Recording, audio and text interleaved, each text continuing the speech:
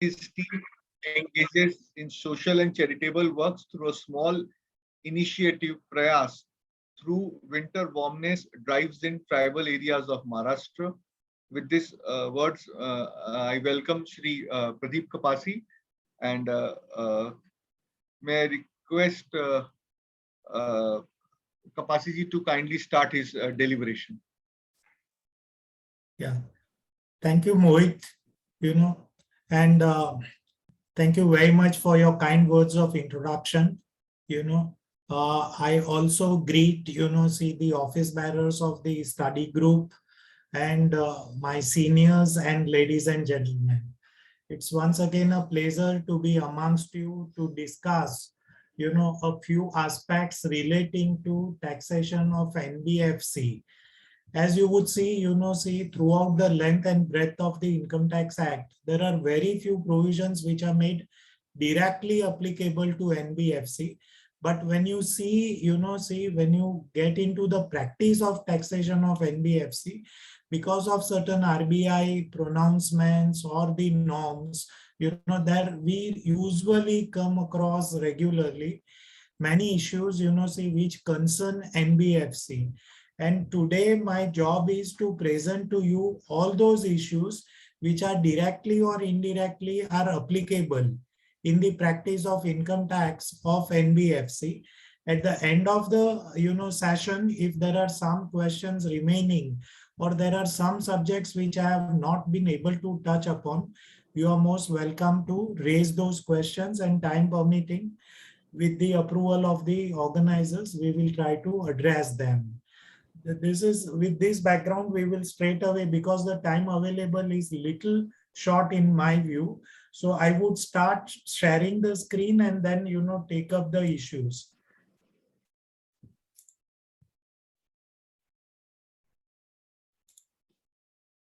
Yeah, right.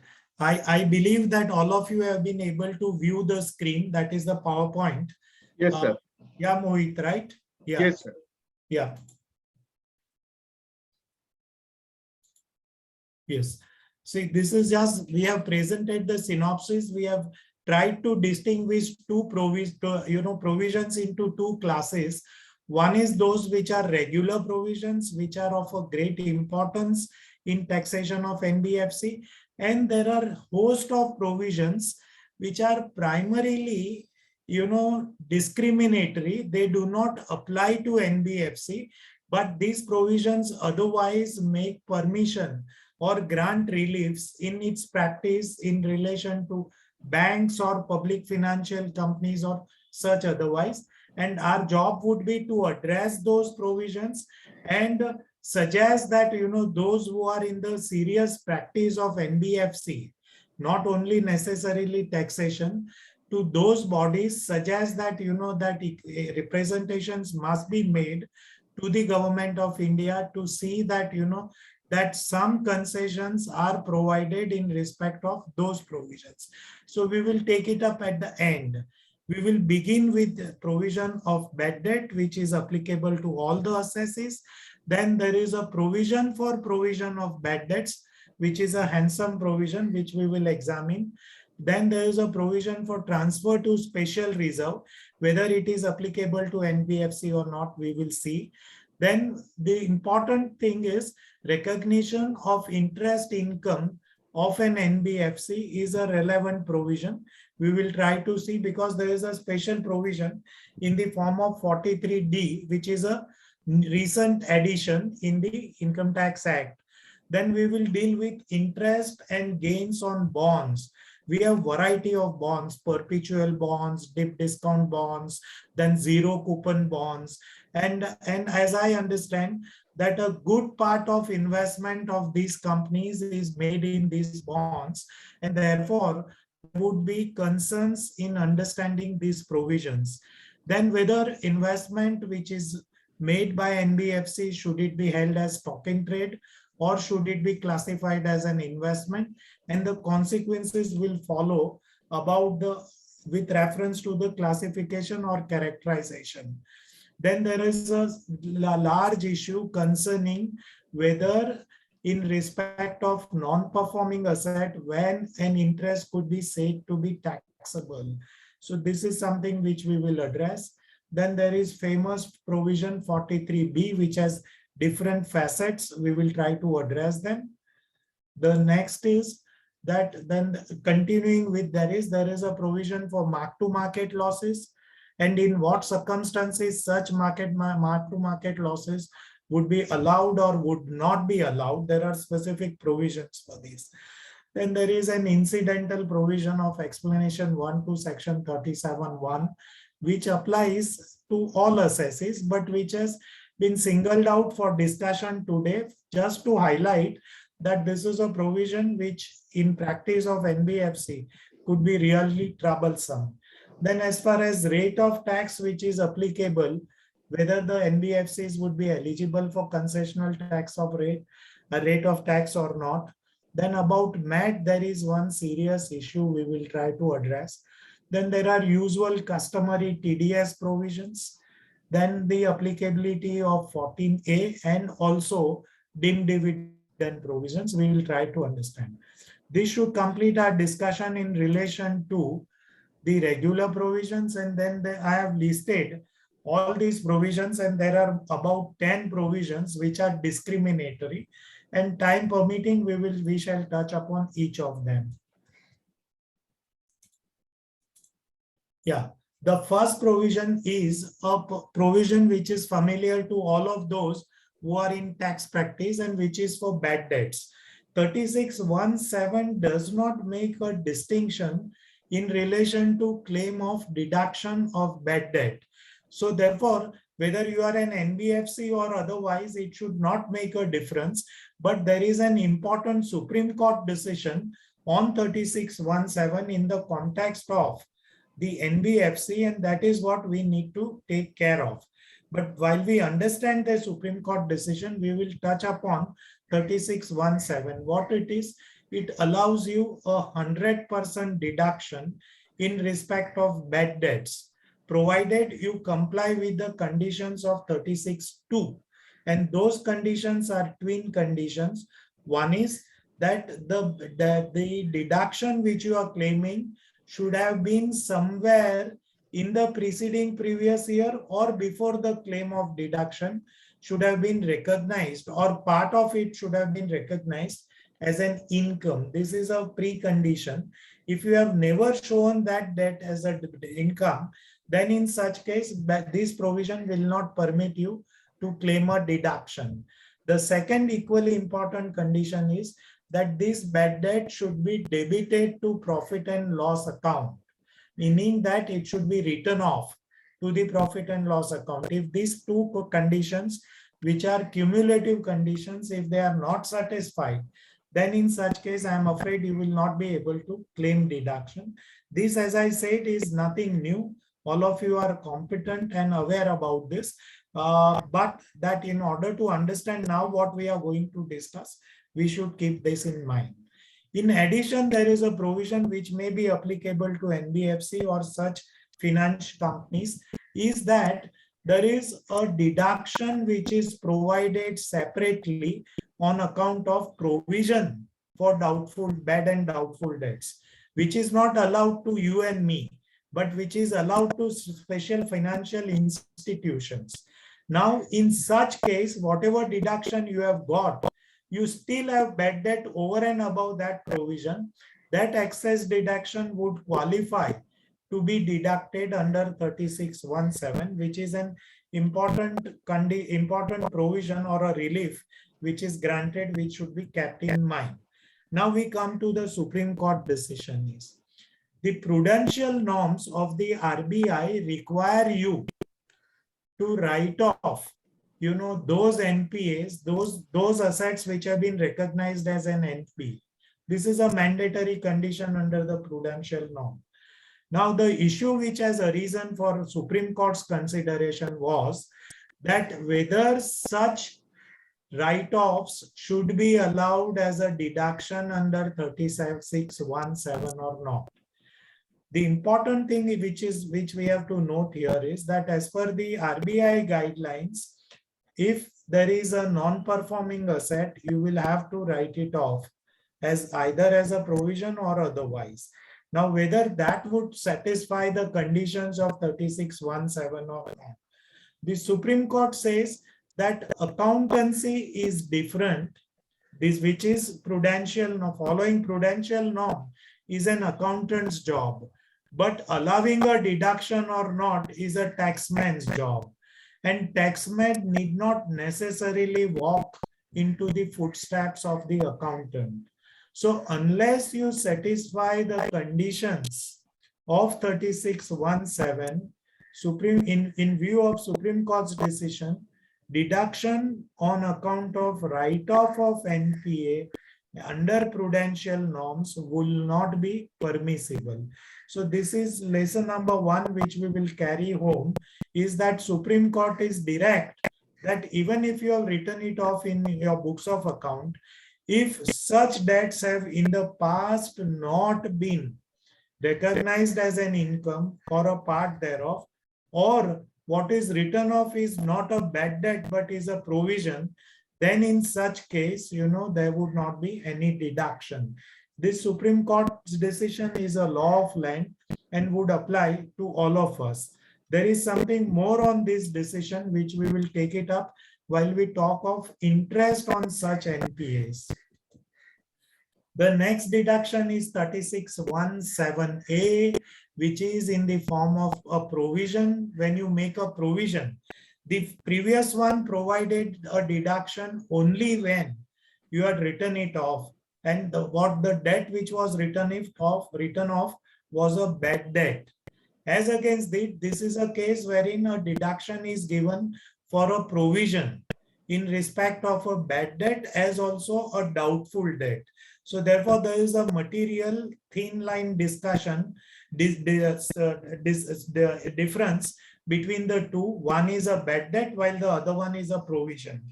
As far as Indian banks are concerned, they are allowed a deduction of 8.5% plus 10% of certain rural bank advances.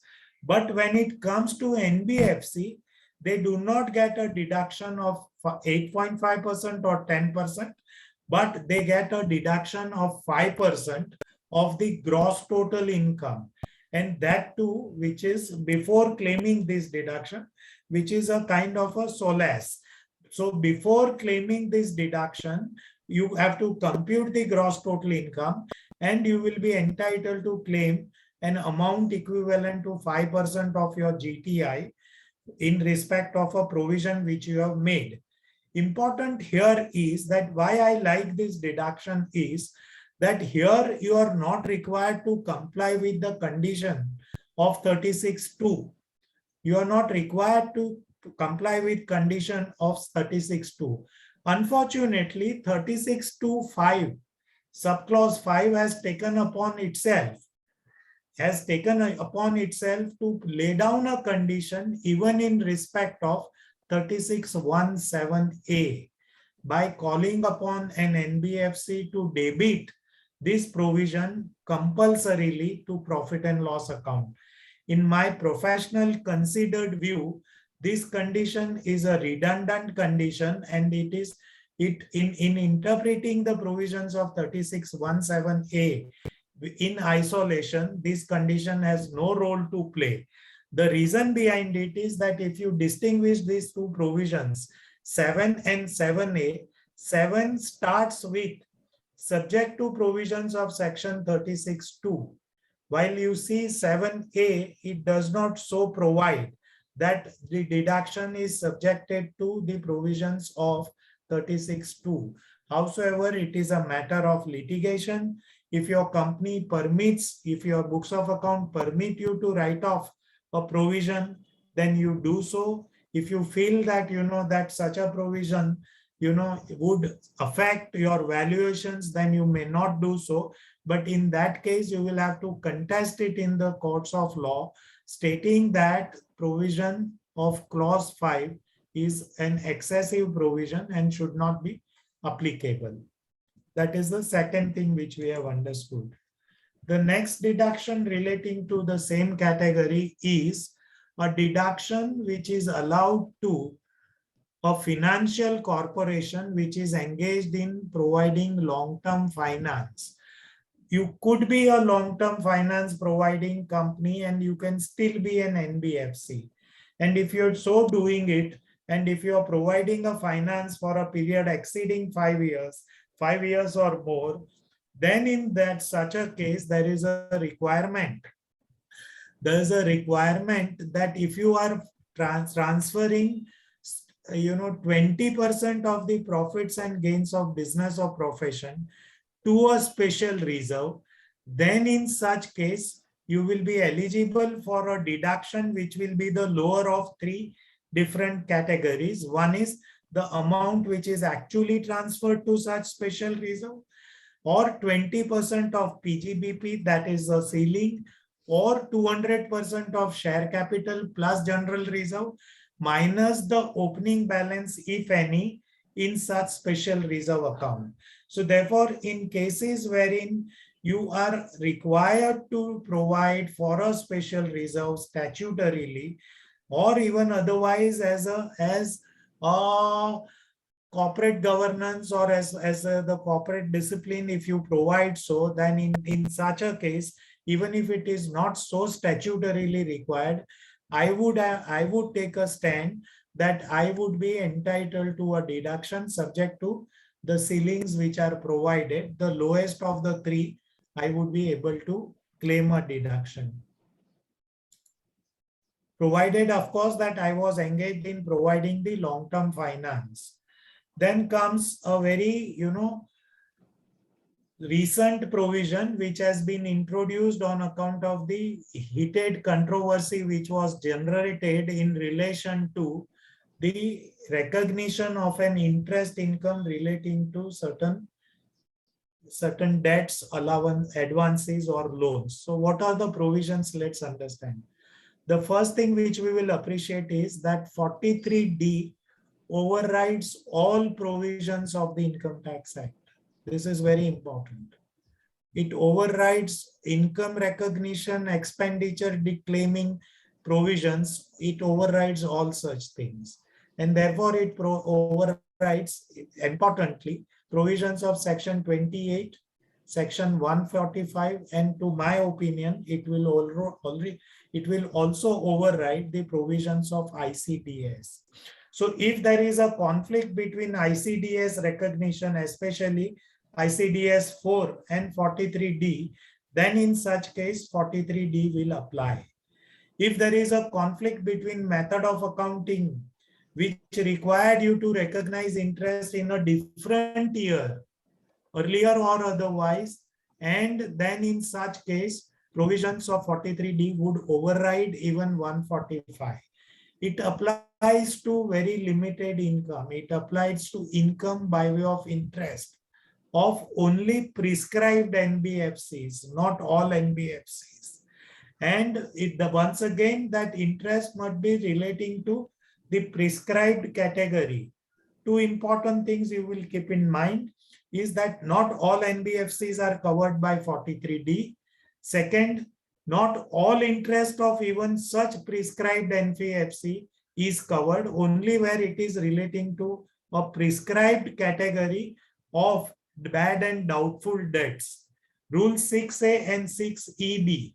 6EA and 6EB are the points in for consideration, which you will keep in mind, which are regulatory rules, and I would not take your time in repeating them, but it's important that I invite your attention, which I did. And this is the bad and doubtful debt should be the one which is provided by rules, but it should be the rule should take into consideration the RBI guidelines.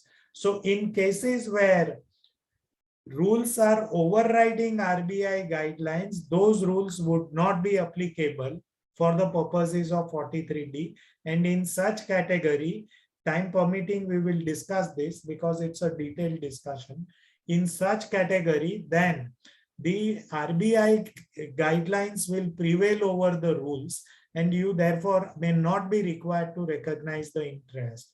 Which are these NBFC? One is the NBFC, which is a deposit taking NBFC. And the second one is deposit taking systemically important, not systematically, systemically important NBFCs, but which should be non-deposit taking.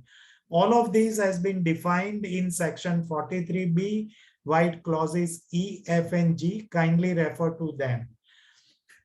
This is as far as the basic of 43D is concerned. Now, what is the rule of 43D?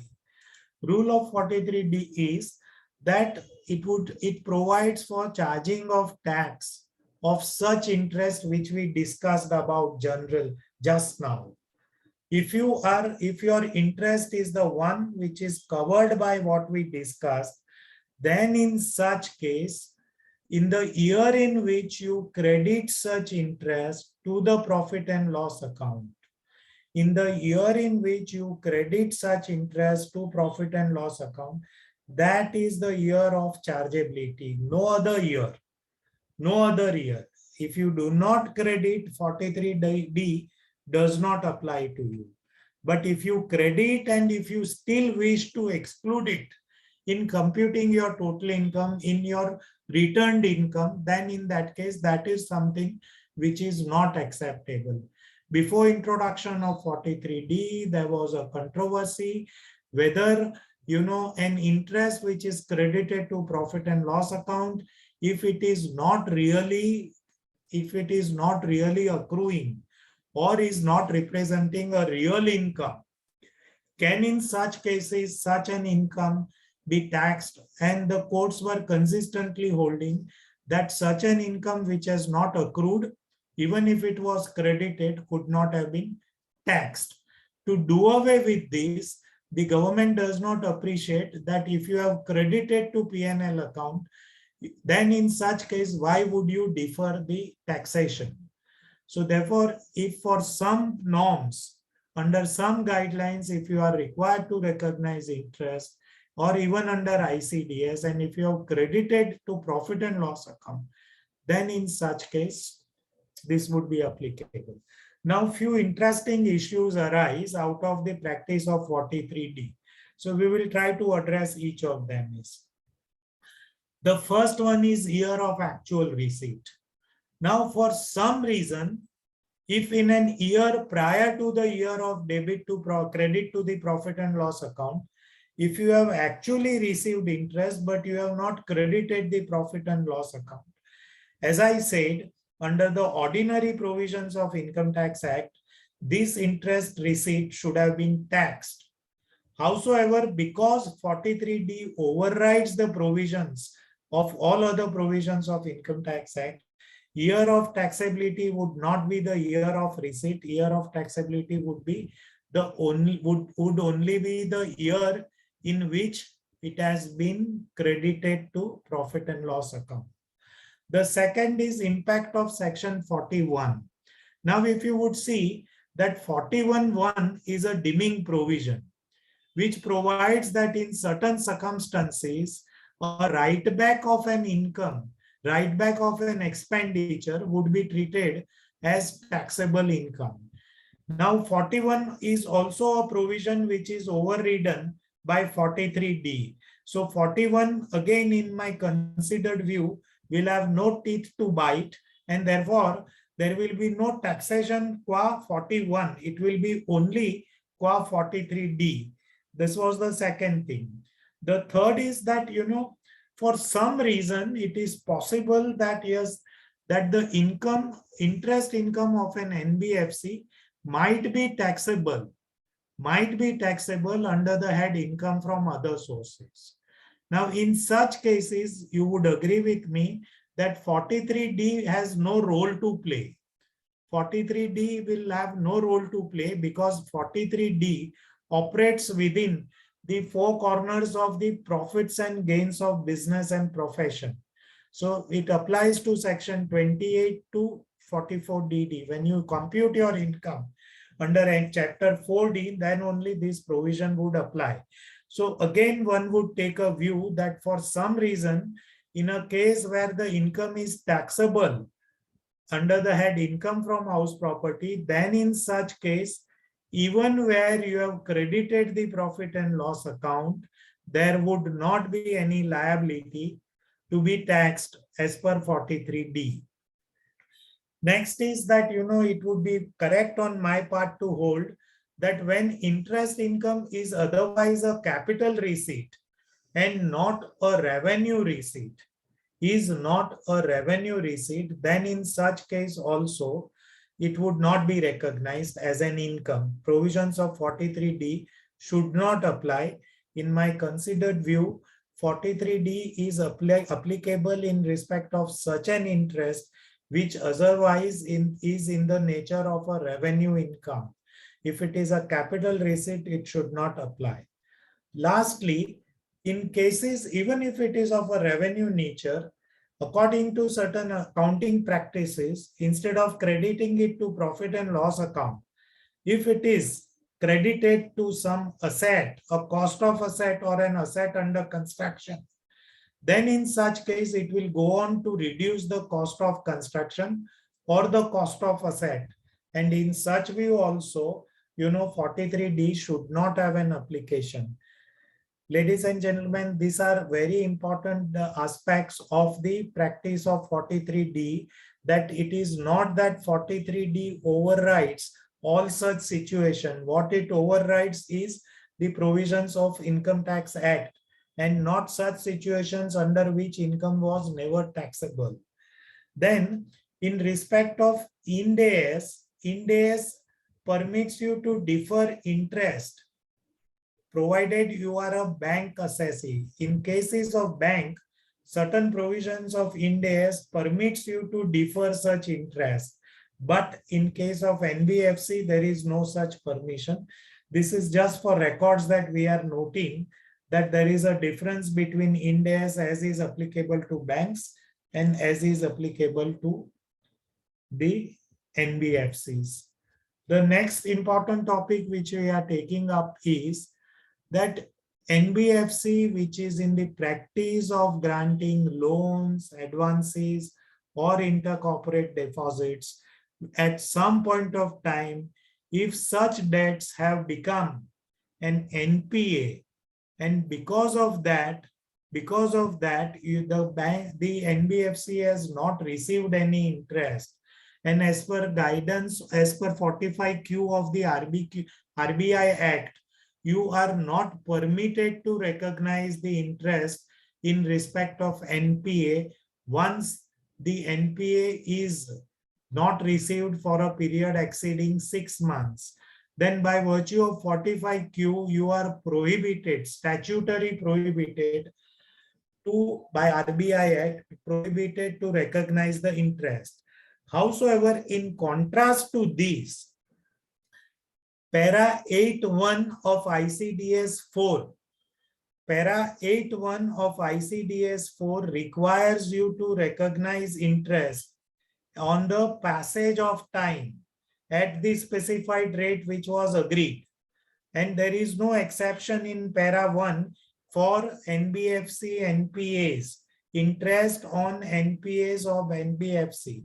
So therefore, a doubt has arisen that whether in such circumstances, whether it is correct not to recognize such an interest on NPAs independent of ICDS 4, and what happens after AY 1718 when ICDS 4 is made applicable. These are the two different but important aspects of this. The first aspect, that whether NBFC should recognize the interest on NPAs or not, is something which was examined by Supreme Court in the case of Vasishtha Chai Vyapar Limited.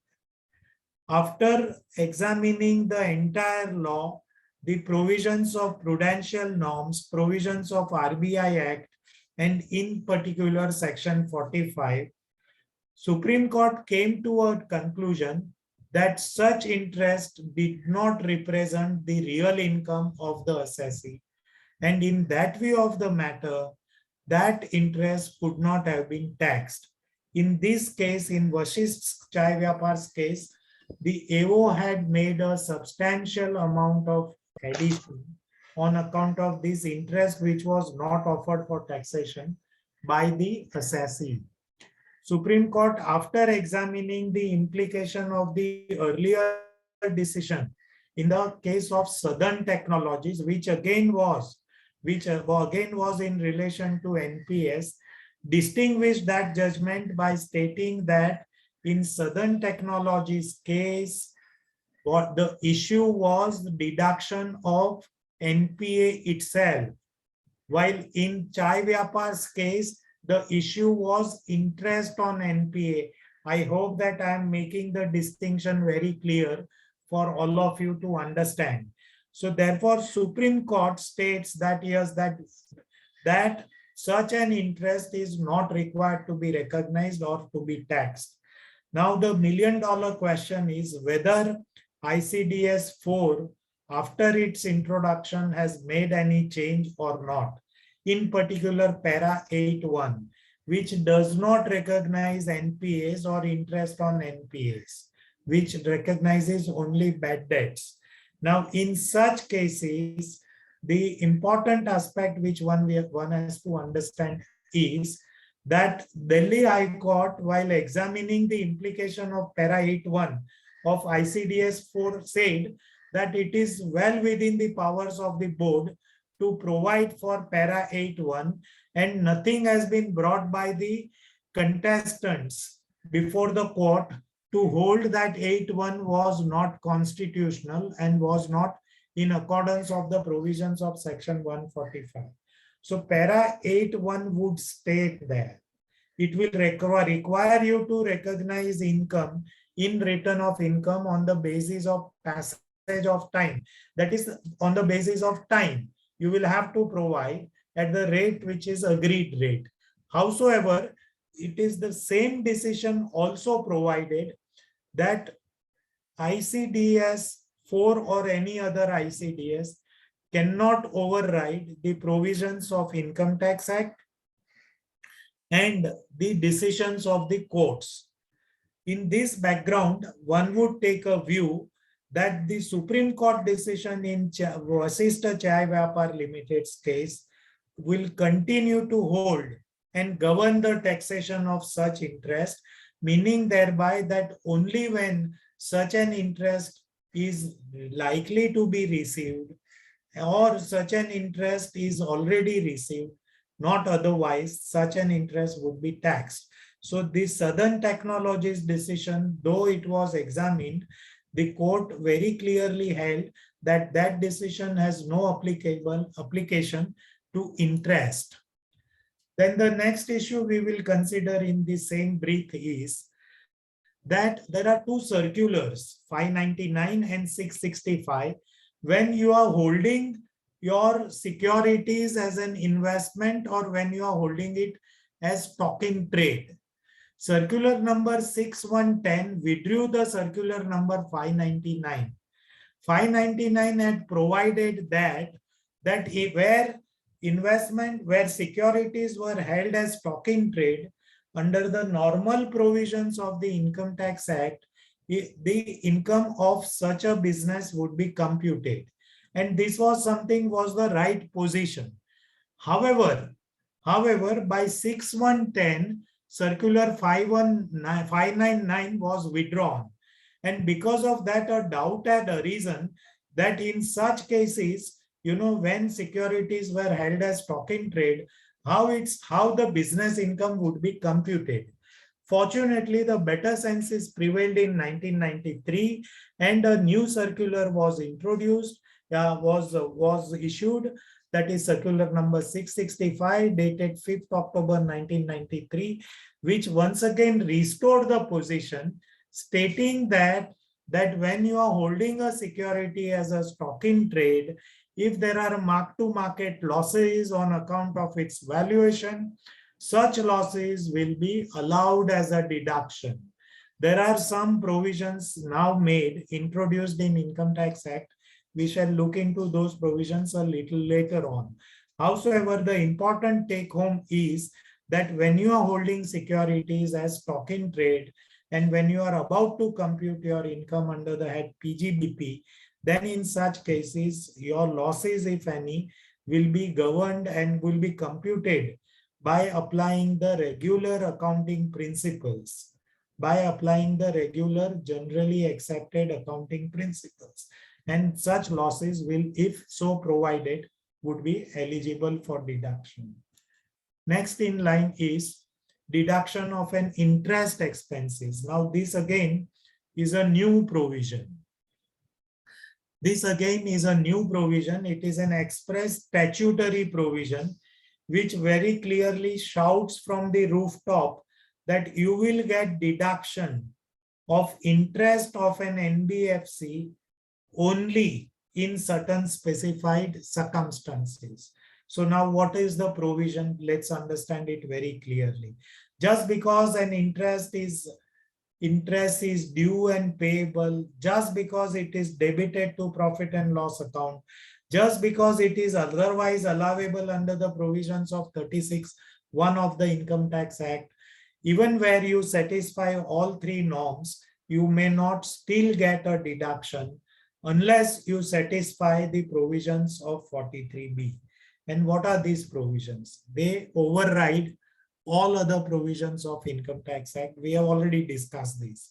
They override in particular section 30 to 37 and in particular section 36(1) small 3 Roman 3, which grants you a deduction of an interest in general circumstances. An interest which has accrued and has become due is eligible for deduction under 36(1)(3). It does not stipulate any requirement for payment of interest. But when it comes to 43B, there are problems. Now, which is that interest which we are talking about? It applies to an expenditure on an interest. So an interest here has to be an expenditure. It has to be otherwise an expenditure. And interest should be on a loan or borrowing. Interest should be on a loan or a borrowing which you have taken from a prescribed NBFC. This provision of 43B is not something which is applicable to NBFC, but it applies to all of us. But it has a significance qua an NBFC that when you or me have taken a loan or borrowed some funds from an NBFC, which NBFC is a deposit-taking NBFC. Which NBFC is a deposit-taking NBFC, or it is a non-deposit-taking NBFC, but is systemically important NBFC. It is then only in such cases these provisions of 43B would apply in computing the deduction in respect of interest. Now, what does it say? It says such an interest will be allowed as a deduction to me and you only when it is actually paid. And such condition is applicable only where income is computed under the head PGBP, that is under section 28. Continuing with that is that in this case, whatever was the year of liability to pay interest, whatever is the method of accounting that which you have applied are two things which are irrelevant. Even under your method of accounting, you are liable to pay such interest. You are liable to debit it to P&L account. You are not entitled to claim such interest. Similarly, even when you were liable to pay as per the terms of contract, as per the Indian Contract Act, as per the Negotiable Instruments Act, even in such cases, you would not be claiming such deduction unless it is actually paid. Then there are certain explanations, which the first explanation, that is 3AA, provides that if such an interest was claimed as a deduction in any of the preceding previous years up to AY 1920, then in such a case, such a deduction, such an interest would not be allowed once again on actual payment, which is fair. Meaning this is a provision which is taking an extra precaution to ensure that there is no double deduction in respect of such interest. Then there is yet another provision which says that it would no interest would be granted as a deduction in case where outstanding interest payable to the prescribed NBFC under an arrangement with NBFC has been converted into a loan liability or a borrowing liability, or it has been converted into a debenture or a bond. Then in such case, there will be no difficulty. There will be no difficulty. There will be no eligibility in claiming such a deduction.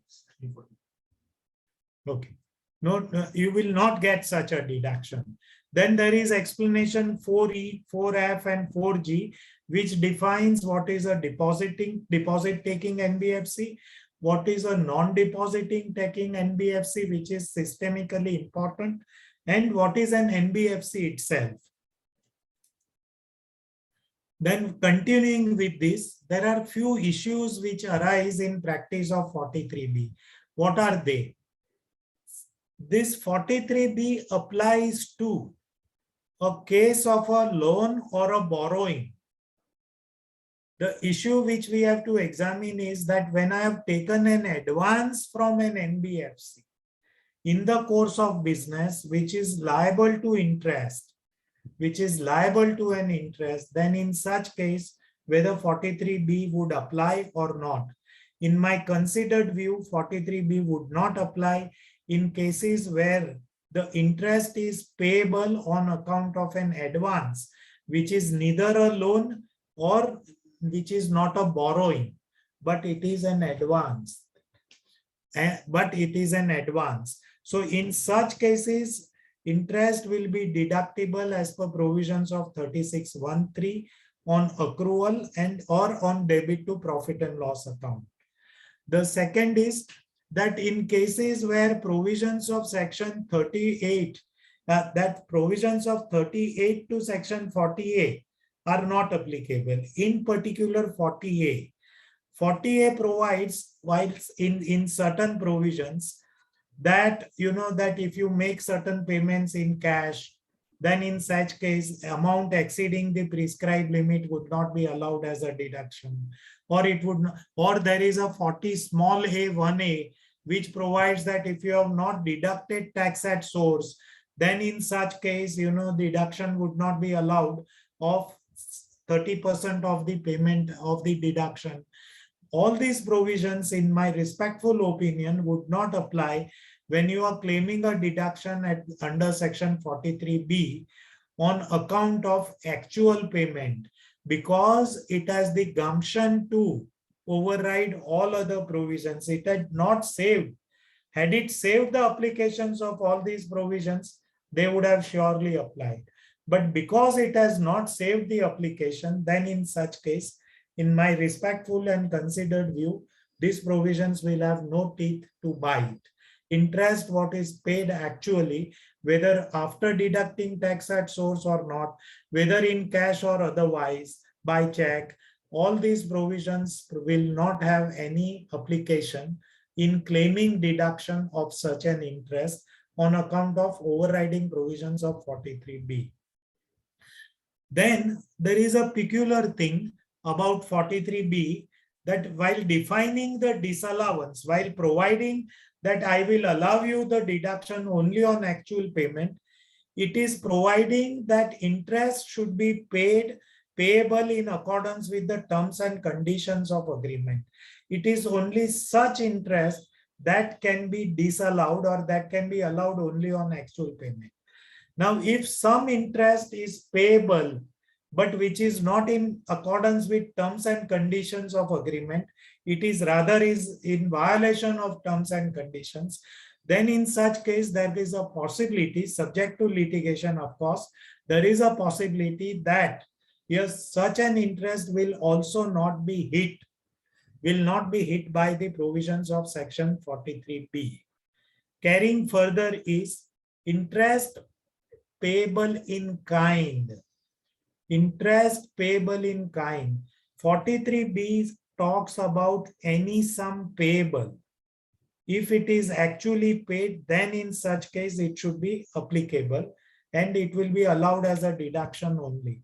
But what under the terms and conditions of the agreement, an interest is payable in kind, then in such a case, I would believe that there is no possibility of making an actual payment. The possibility of payment would be by giving something in kind and by passing the accounting entries. And therefore, by definition, by default, one would take a view that in such case where interest is payable in kind, provisions of 43B, which are disabling provisions, will have no application to such an NBFC. Further to that is that the interesting issue can arise that I have written back certain debts or expenditure in my books of account. And in that year, I have made actual payment of interest. Whether in computing my income from write back under a deeming fiction, can I claim deduction of this interest? My answer to that would be yes, I should be able to claim such deduction for the reason that under a deeming fiction, this income of 41(1), which is otherwise taxable, is taxable under Chapter 4D, that is PGBP, and in computing PGBP, 43B provisions have to be applied. And in applying such provisions, I would take a stand that this payment which I have made of an interest shall reduce such deemed income. Shall reduce such deemed income. There is a slight, interpretational issue there where a deduction is allowed. What explanation 3AA says that if you have been allowed a deduction up to AY 1920, then in such case on actual payment, you will not be allowed a deduction. This means that if you are for some reason, AO has allowed you a deduction on debiting it to on profit and loss account, on accrual of interest, liability to pay, AO has allowed a deduction, and subsequently you make such payment, literal reading assumes that in such case, I might get a double deduction. One, which AO has already allowed by not applying 43B, and B, by applying 43B in the year of actual payment, which overrides all other provisions, I believe this is a slip on the part of the government of India, and it is that slip has to be somewhere rectified. Right now, this is a slip which I have just dutifully brought it to your attention without in any manner encouraging you to do such things.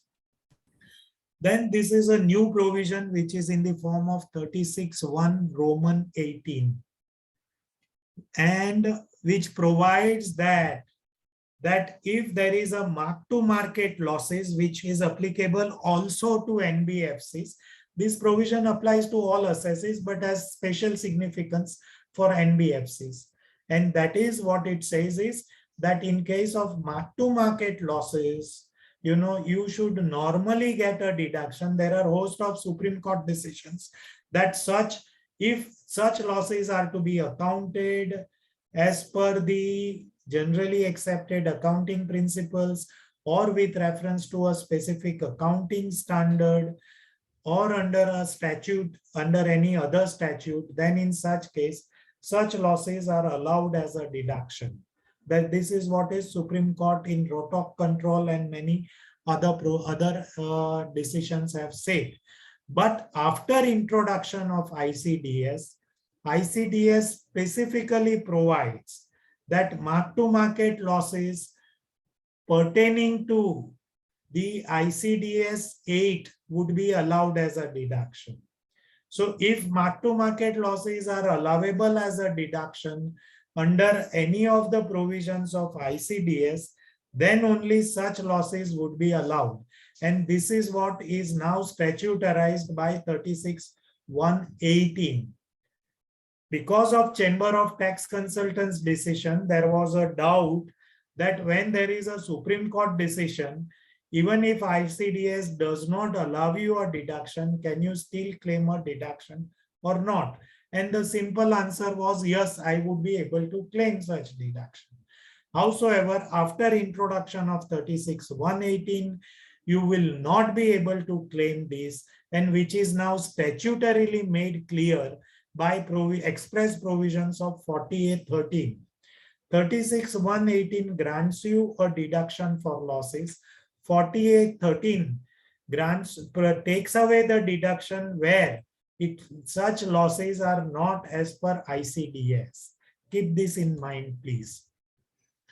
Then there is a provision of explanation 1 to section 37(1), which applies to you, me, and all assessees, including NBFC. In nutshell, this provision provides that when you incur an expenditure, which is the payment of which is an offense or which is prohibited by law, and when you pay this fine or penalty for committing an offense, for violating a law, such fine or a penalty is not eligible for deduction. Now, I have been told that there are several violations which NBFC is in its practice of NBFC laws, RBIs, that such penalties or fines are regularly imposed on such NBFC. The point which I am trying to bring it to your attention is that such fines or penalties, by virtue of explanation 1 to section 37(1), would not be allowed as a deduction. The next is an important aspect. Because of some very concessional provisions which have been introduced in the recent past, by virtue of section 115 BAA, any company has an option to pay tax at the rate of 22%, provided it agrees to not to claim certain deduction. Now, this is a handsome concession as against the normal tax of 25% plus the surcharge and education cess. You are here given a handsome concession, which is about 10 to 12% of your otherwise the tax liability. Now, in such case, this 115 BAA, whether it will also be applicable to NBFC or not, the answer to that is why not? Yes, you as an NBFC, whatever is your character class, that is deposit taking or non-deposit taking, systemically important or non-important, in all such cases, if you are a company, then in that case, you are eligible for the benefit of 115 BAA, provided you opt for it by filing Form 10 IC in time before filing of the return of income. But there is another deduction, which is a very handsome deduction, which is permitting you to pay, not a deduction, but a relief in rate of taxation, which permits you to pay tax only at the rate of 15%, of course, plus surcharge and health and education cess. This concession is not applicable to all companies. It's limited to only such companies which is a new company, which is a domestic company, and which is a manufacturing company. When you satisfy 1, 2, 3 conditions only cumulatively, then only you are eligible. So therefore, the fact that you are not a manufacturing company, and NBFC could not be a manufacturing company, and therefore it would not be entitled to claim the relief of very lower taxation under section 115 BAB. The next is met. We will spend 2 minutes here to understand this. Is that section 45I of the RBI Act requires creation of a reserve, a special purpose reserve. Special reserve is required to be created, which is equivalent to 20% of the profit as per profit and loss account of the NBFC. In such case, the issue which arises is this is a statutory reserve. You are required to debit it to profit and loss account.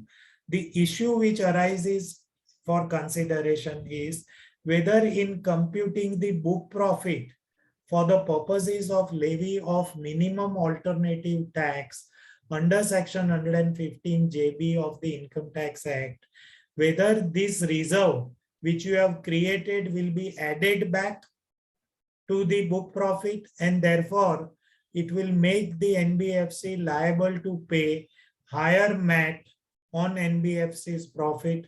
Attention is invited to explanation to section 115 JB 2, and in particular clauses B and C, which provides for add back of provision as also reserves. Add back of provisions as also reserves.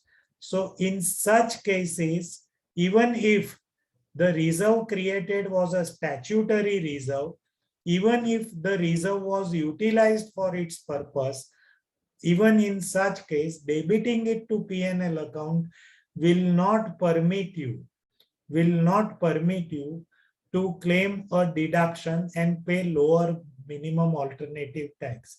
The converse of it is, for some reason, if you write it back and credit it to profit and loss account, then of course in such a case, there will be no taxation. There will be no taxation, that is taxation under MAT. The next is that there is a TDS on interest which is paid by NBFC to non-resident in respect of the foreign currency borrowings. If NBFC is in the habit of foreign currency borrowing, and the borrowings is from a non-resident and it has paid interest, interest is required to be paid to a non-resident, then in such case, tax is required to be deducted at source at 5%. And if you are an NBFC which is situated in International Finance Service Center at the GIFT City, then in such cases, interest TDS would be 4%. Then in such a case, TDS will be 4%. And there is yet another provision. Instead of foreign currency borrowing, if you have issued bonds as an NBFC to a non-resident on which interest is payable, once again, there is a parallel provision in the form of 194 LD, which requires you to deduct tax at source at 5%, 14A is a provision all of you are very, very conversant with. It applies to all assesses without any exception and will surely apply to also NBFC expenditure. What in nutshell is providing is that 1% of your annual average of monthly average of investment, that would be disallowed in computing the deductible expenditure of an NBFC. A small point which we have to take into consideration, which can apply to other companies and other assessees also, but it might have a greater implication in NBFC's case, wherein securities are held as stock in trade. In such a case, the doubt still persists even after amendment that whether where securities are held as stock in trade, whether such securities are to be excluded in computing the annual average of monthly average of investment. If such investments are excluded, then the disallowance, the quantum of disallowance will substantially reduce. Similarly, when investment is held as a capital asset, even in such case, Mumbai Tribunal recently held that in such case also, if some expenditure is incurred and it is claimed as a deduction, then 1% of average investment, annual investment of a monthly average would be disallowed. Dim dividend, it is just to bring it to your attention, is there is a provision called 222E, which says that, if you have given any loans or advances to a person who is holding a substantial shareholding in your company and who has 10% or more of shareholding, or to a concern who is holding substantial share in that concern, then in such case, if you have given any loan or advance, and if you have accumulated profits, then in such case, that amount subject to the limit of accumulated profit would be considered as a dim dividend. This is a decision of a Mumbai tribunal, which is just confirming the law that if you have lent money or advanced money in the course of business, and NBFC has also advanced money in the course of its business, then in such a case, provisions of section 222E would not be applicable. This, ladies and gentlemen and friends, this completes the discourse as far as the regular provisions which had specific application to NBFC. Now we will spend few minutes, in order to understand that what are the provisions which seriously discriminate against the NBFC, which seriously discriminates against the NBFC, and which are they? Let us understand them. The first is provision for bad debts, as I pointed out. Thank you. As I pointed out, just give me a second, please.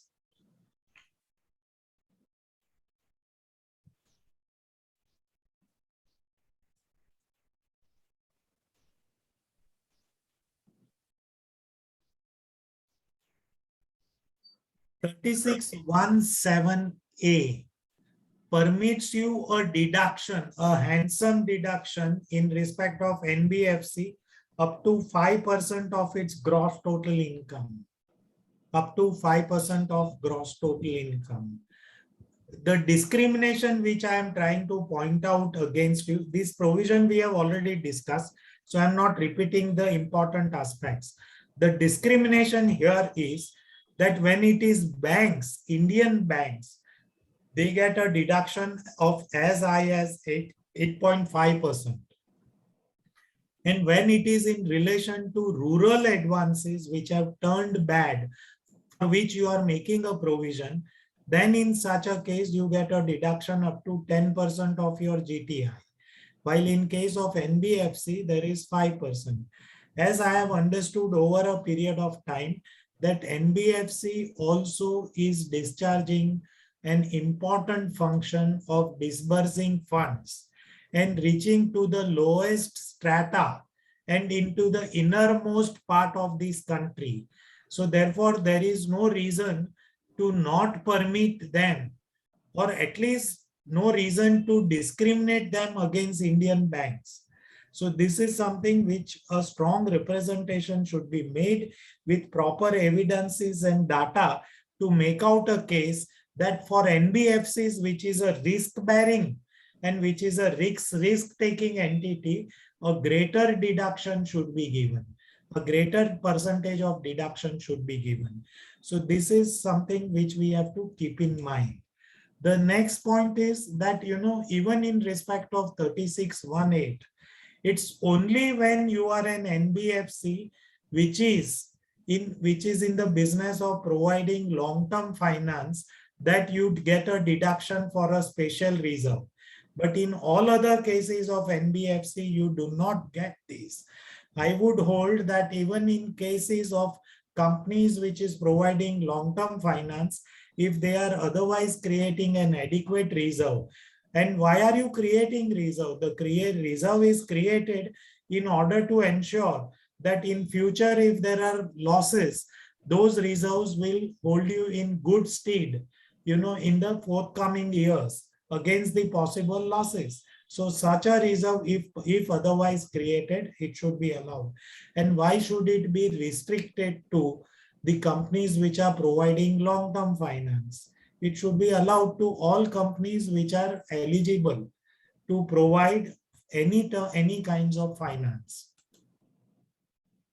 The third is, this is something which is an obnoxious provision I find, is that 72A is a provision which permits the companies to rehabilitate, to revitalize, to invigorate the company's finances. And how does it happen?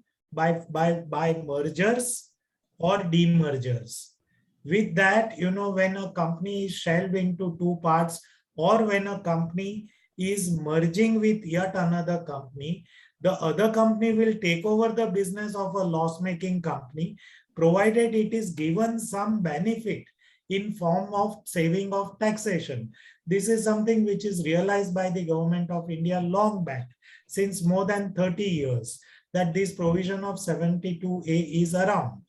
Now, when you see that there could be loss-making NBFCs, and there are plenty of them, but there is no incentive for any other company to take over such companies, because even if such loss-making companies have unabsorbed business losses and unabsorbed depreciation, I am not allowed to take it over and claim it as a company which is otherwise financially sound.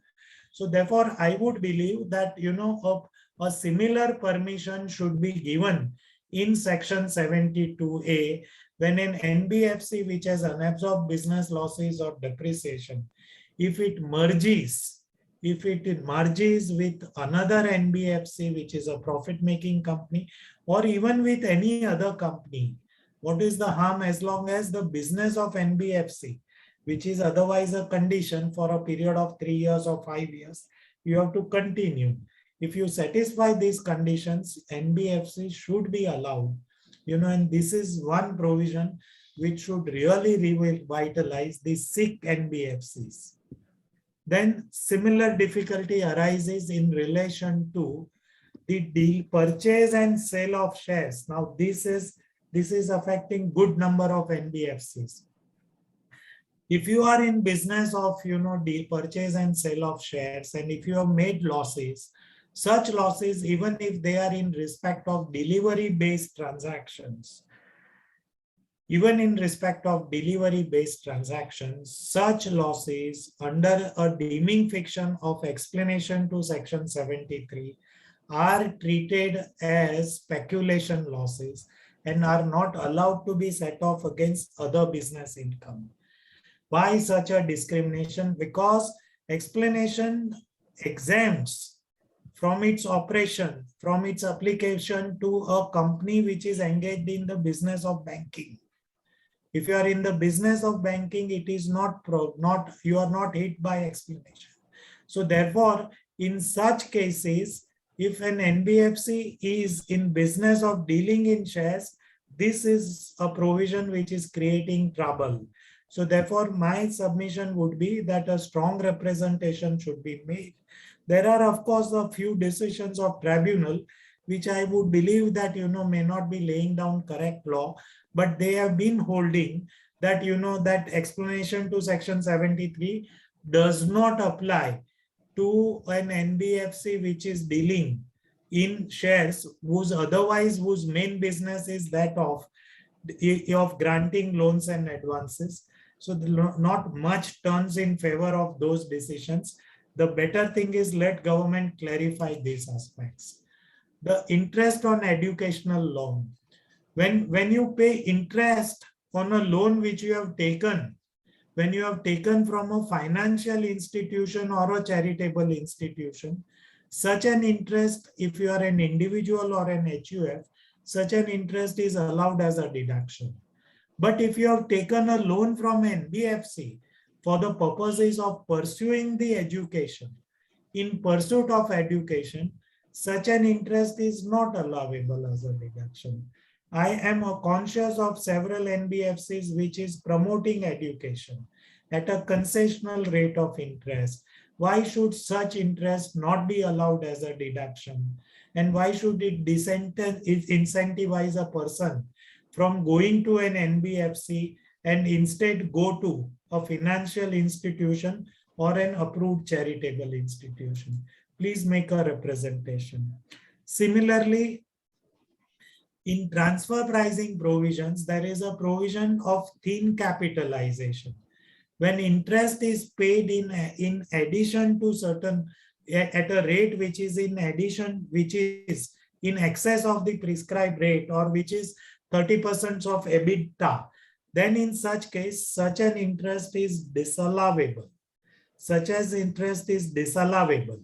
It applies to all assessees, but for an assessee which is engaged in the business of banking. Business of banking, interest is not hit by 94B. Then why should it not be extended? Such a relief should be extended to an NBFC also, which otherwise also in a legitimate business of advancing loans and or granting funds. The next is TDS on interest. When you pay interest on securities, you are required to deduct tax at source under 194A at the rate of 10% of interest. However, if you are a bank to whom the interest is payable, as a borrower or payer of interest, I have not to deduct tax. Similar relief should be extended for interest which is payable to an NBFC. Similar difficulty arises that that when cash is withdrawn from a bank, I am not required to deduct that 2% stipulated tax at source. If it is, the withdrawal is in excess of 1 crore from a bank. But why in case of NBFC also, especially gold loan taking and other things, there is a regular withdrawal of cash. Now, in such case, why should it not be permitted is something which one has to understand.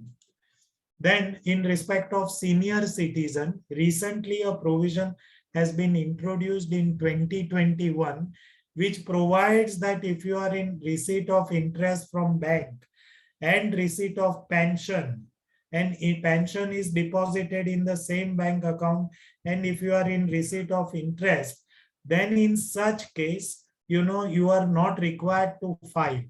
You are not required to file a return of income, provided you are a senior citizen, you are resident of India, you are of 75 years or more, and you furnish a declaration. Then in such a case, 194P exempts you from filing or return of income, and it also permits you claiming deduction under Chapter 6A as also rebate under Section 87A. Now, why should such a benefit be restricted to the interest from banks? Even if such interest is receivable from NBFC, why should a person, because NBFCs are known to be paying interest at a little higher rate than the banks, and senior citizens are the one who always can use that extra money for the purposes of their maintenance. Well, with this, ladies and gentlemen, see, I am extremely thankful to your study group for having invited me. It was a pleasure. I believe that I have not exceeded the time. I also hope that I have covered most of the provisions. And with that, if time permits and if the organizers permit, then Mohit, you may please decide if there are questions, you can shoot them, and if possible, we will answer them. Yeah, thank you so much, sir. So there was a question which had come before the seminar. If you can explain a little more on the provisions relating to bad debts and provision for bad and doubtful debts, in an extent that in one case, an assessee said that in year one, I had made a provision and I had claimed a deduction because this provision was within that 5% limit which is available. But in year two, what had happened, that a loan, that same loan on which I had made the provision, that became bad. So I wrote it off of bad debt. So whether I'll get a deduction in year one as well as year two, one situation. Then there are situations where I may have made provisions and I may have also written back provisions. So therefore, what would happen in such cases? So well, do I respond? Yes, please, sir, please. Yeah. See, the response would be that, you need to have a combined reading of 7 and 7A. 7 provides for bad debt. 7A provides for provision. 7 has no limit. There is no ceiling. There is no ceiling. It has only condition that, such a debt should have been recognized as an income or in part in an earlier, before write-off. And the second is it should have been written off in the books of account. If these two conditions are fulfilled, then you get 100% deduction and you don't have to go to 7A at all. But instead of going to 7, instead of writing it off as a bad debt, if you chose to make a provision in the books of account, then there is a limit of 5%. Then there is a limit of 5%. If you would carefully read 1.7, it provides that, if the deduction under 7A on account of provision is less than the actual bad debt, then the excess which could not be claimed under 7A, that would be allowed as a deduction under 7. To give you an example is that if the deduction which is permissible under 7A is 5%, but actual bad debts are 6%, then that excess of 1% should be claimed under 7, and 7A would permit you to deduct 5% of it. Now your case is that, can you claim a double deduction? Can you claim a double deduction after having claimed a deduction? After having claimed a deduction under 7A in year 1, when such a provision would become bad debt and you write it off in your books of account, could you claim it or not? As a chartered accountant, I have asked myself this question in regular course on many occasions. And my conclusions are such, please hear me out, is that when a bad debt eventually occurs in the subsequent year, can I debit it to profit and loss account? The answer is no, because to the extent of provision, I would be debiting the provisions, and therefore it will have the effect of reducing or suppressing the provision. Now, in such case, I may not be able to see the amount, because this entry would be carried out through a provision account. So in such case, there perhaps is a legal or a technical difficulty in claiming a double deduction. Have I addressed it properly, or you still have some question? Oh, yes, sir. I understood what you said. Since in the year 1, we have claimed a deduction on account of provision. In the year 2, when the same bad debt happens, the net amount, bad debts less provision, is only debited to the profit and loss. Yes. So therefore, there is no double deduction, and you have famous Supreme Court decision in Escorts Limited's case, which said that the law does not permit you double deduction. There are two cases wherein I have said that, there would be issues relating to double deduction, but that those are arising because of the specific abuse of language by the legislature. Had they not abused the language or misused or misrepresented, there would not be possible. This is encouraging me to claim a deduction. That is absolutely different than Escort Limited's case.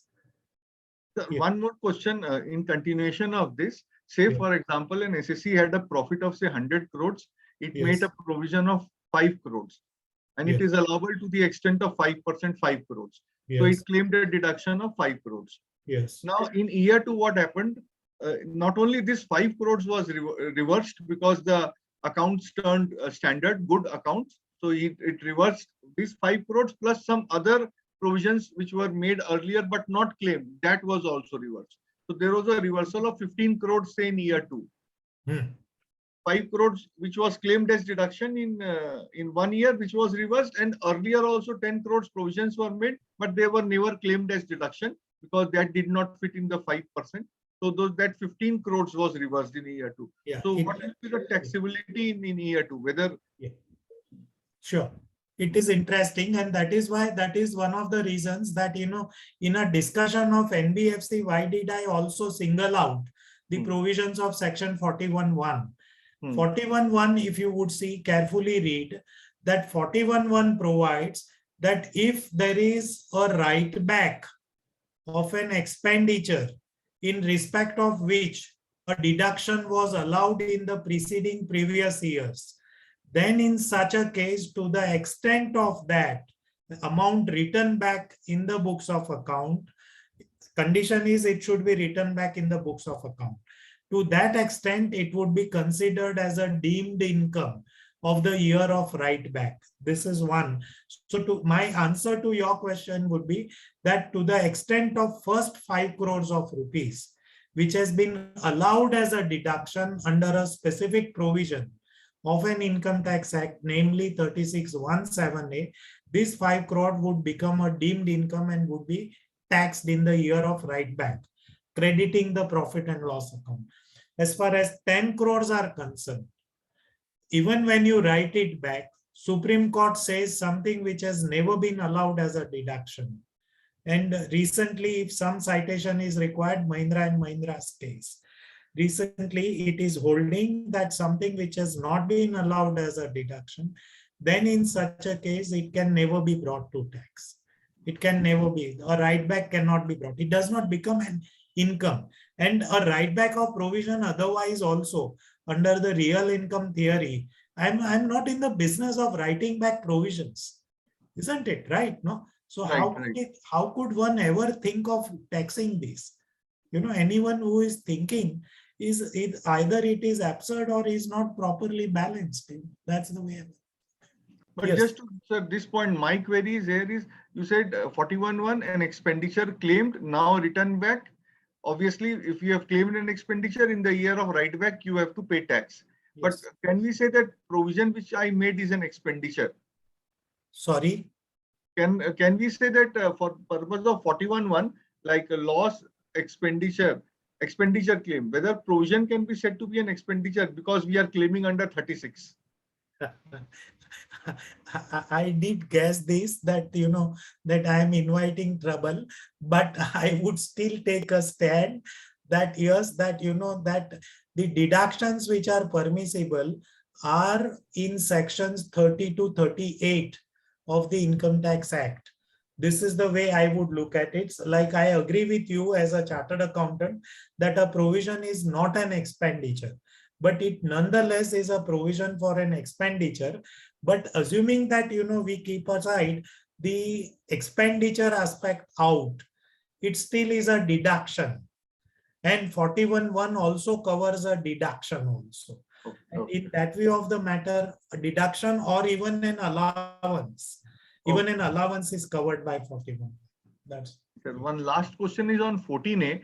yes. Can you explain this 1% on monthly basis? Because earlier when we used to calculate it, it was on yearly basis. We used to only consider those investments which have yielded dividend and the opening and closing balance. So therefore, if I had purchased investments in the month of June, sold in the month of December, irrespective whether it had yielded dividend, it never came into the computation.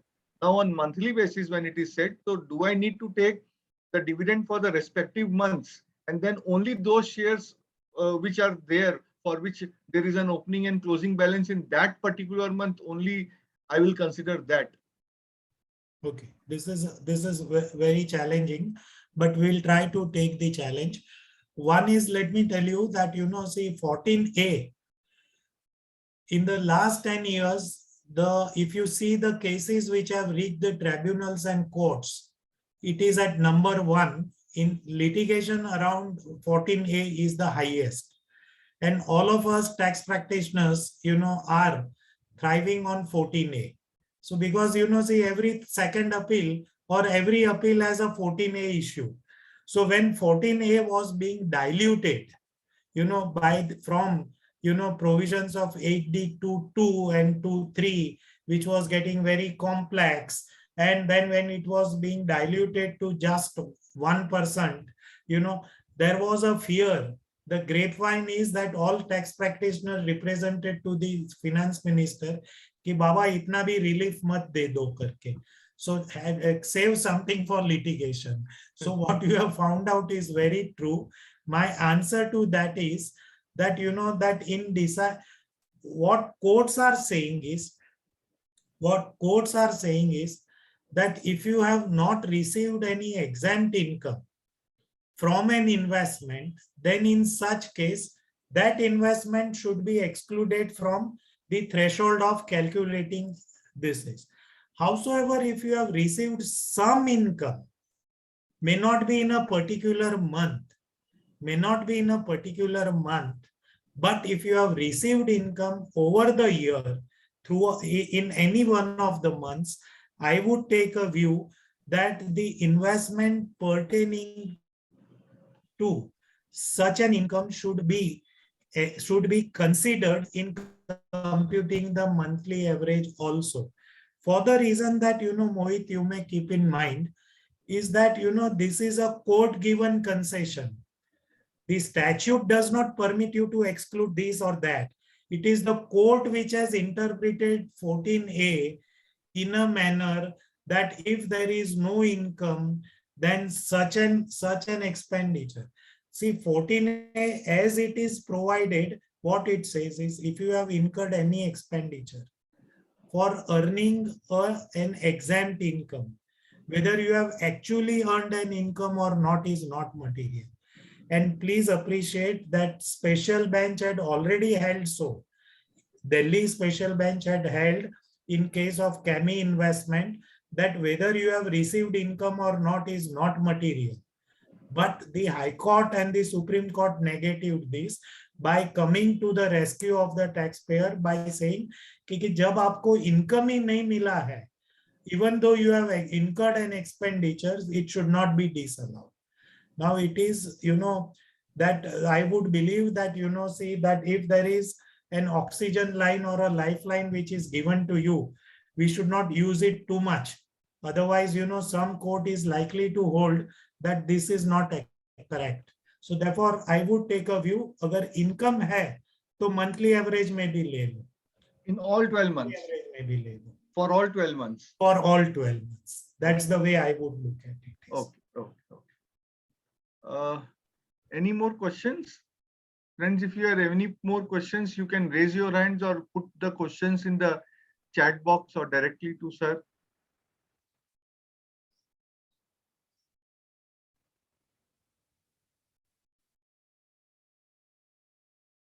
I think it's all. Yeah. I was happy, Mohit, see, because of your insistence to take. My office was telling, and especially Nina was telling me that why do you take up taxation of NBFCs? I said, it's interesting. Let me take it up. And as Mohit has suggested, I would not negative the suggestion. And I was very happy that I did it. I was happy that I did. No, sir, you gave great insights on the tax issues. Yes, you covered a lot of sections, 14, 36, 41, 43B, 43D, and many more, and very well explained this concept of an interest on NPA versus ICDS, that Vasishtha Chai Vyapars case. That is very important because in this part of the country, there are large number of companies, more than 5,000 NBFCs are there in this part of the country, out of total of 10,000 across India. And many had raised concerns regarding this, that what would be the taxation now post ICDS if an account becomes NPA, then whether it will be subject to tax on accrual basis. You have, sir, very well also covered upon the discriminatory provision, 72A, 73, 80A, and many more.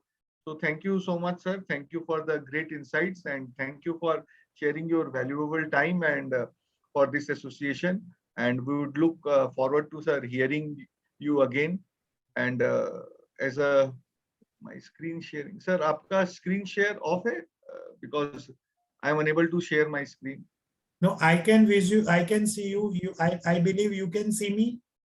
Yeah, I can see you, but screen share, I think you want me to share the screen once again? No, if you can allow me to share the screen, because now you are the host. No, now okay. That's something, see, it's a rocket science for me. Okay, I'll call somebody and allow you No to problem. share the screen. And I will also forward you the Yeah. copy of PowerPoint. Yes, yes, yes. Yes. Yes, he wants me to allow him to share my screen. I'm giving you the permission. Yes, yes.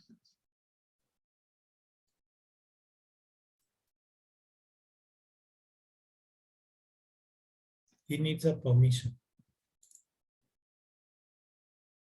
Do not.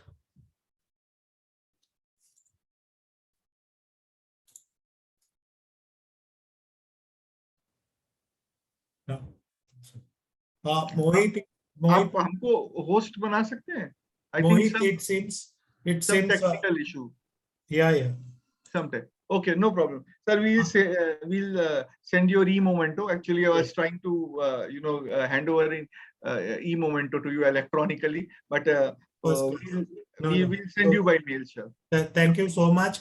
I can see Mr. Puneet Agarwal. Yeah. You know, say hi, Puneet. How are you?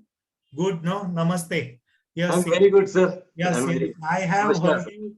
I have heard you earlier, and it was a fantastic discourse. And I'm sure that today also the participants are going to be having a great treat from you. How are you doing? I'm Good. very good, sir. I'm very good, and thanks for your very kind words, sir. No, no. Thanks a lot. Wish you all the best, Puneet. Thank you, sir. Right. Bye. Yeah. Bye, sir. Permit me to leave. Thank you. Right, sir. Thank you, sir. Thank you, sir. Thank you so much. Thank you.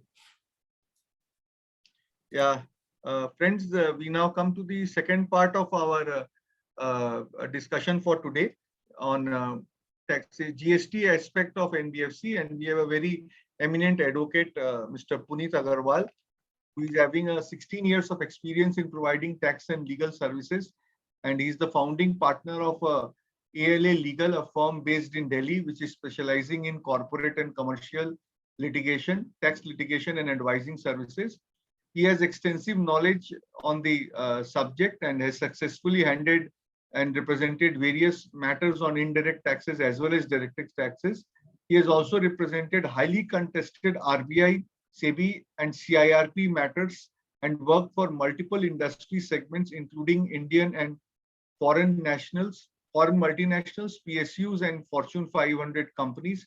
He has represented Bharatiya Vitt Salakar Samiti, a highly acclaimed think tank of finance and accounting professionals before the Delhi High Court, and has strived to contribute towards development of a more robust GST tribunal system in India. He is also an author of various books, including the much acclaimed Comprehensive GST Law Referencer. With these words, I welcome Puneet ji, and the floor is all yours, sir. Please start your elaboration. Thank you, Mohit ji. Thank you for accepting our invite at a very short notice. Thank you so much. Mohit ji, ये जो आप ई seminars कर रहे हैं ना, इससे काम नहीं चलेगा आपका। नहीं आप कलकत्ता बुलाने से लोगों को वंचित कर रहे हैं, ये ठीक नहीं है आपकी बात। एक्चुअली वंचित नहीं कर रहे सर, थोड़ा हैबिचुएटेड हो गए हैं लोग, और हाँ, तो हम लोग नहीं, मैं मजाक कर रहा हूँ, क्योंकि मेरा अपना, आपको पता ही है, मेरा अपना इंक्लिनेशन कलकत्ता से बड़ा प्यार है मुझे। नहीं, हम लोग को भी बड़ा अच्छा लगता है वो फिजिकल होने में, एक जो पर्सनल टच और 1-to-1 जो डिस्कशन होता है उसका आनंद अलग है। We have hardly we have done any in last few months e-seminar, barring some urgent meetings and all. So अब सोच रहे हैं कि we should now start. Right.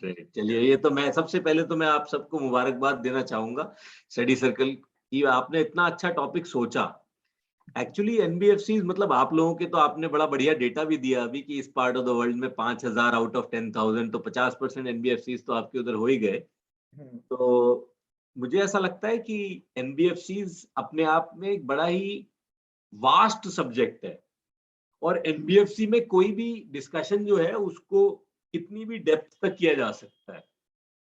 मैं एक छोटा सा एग्जांपल देके आपके सामने एनबीएफसी की एक जो पेक्यूलियरिटी, आप तो खुद इतने एक्सपर्ट है एनबीएफसी में, बट जो मैंने एनालाइज किया जब मैं आरबीआई से रिलेटेड आपके वो जो एनओएफ वगैरह जो कैंसिल हुए थे, जब उनको एग्जामिन कर रहा था, अभी भी कर रहा हूँ, कई हाई कोर्ट में केसेस चल रहे हैं, बट मुझे लगता है कि प्रॉब्लम तब अराइज होती है जब हम केस करते तो हैं बट हमें बिजनेस ही नहीं मालूम होता।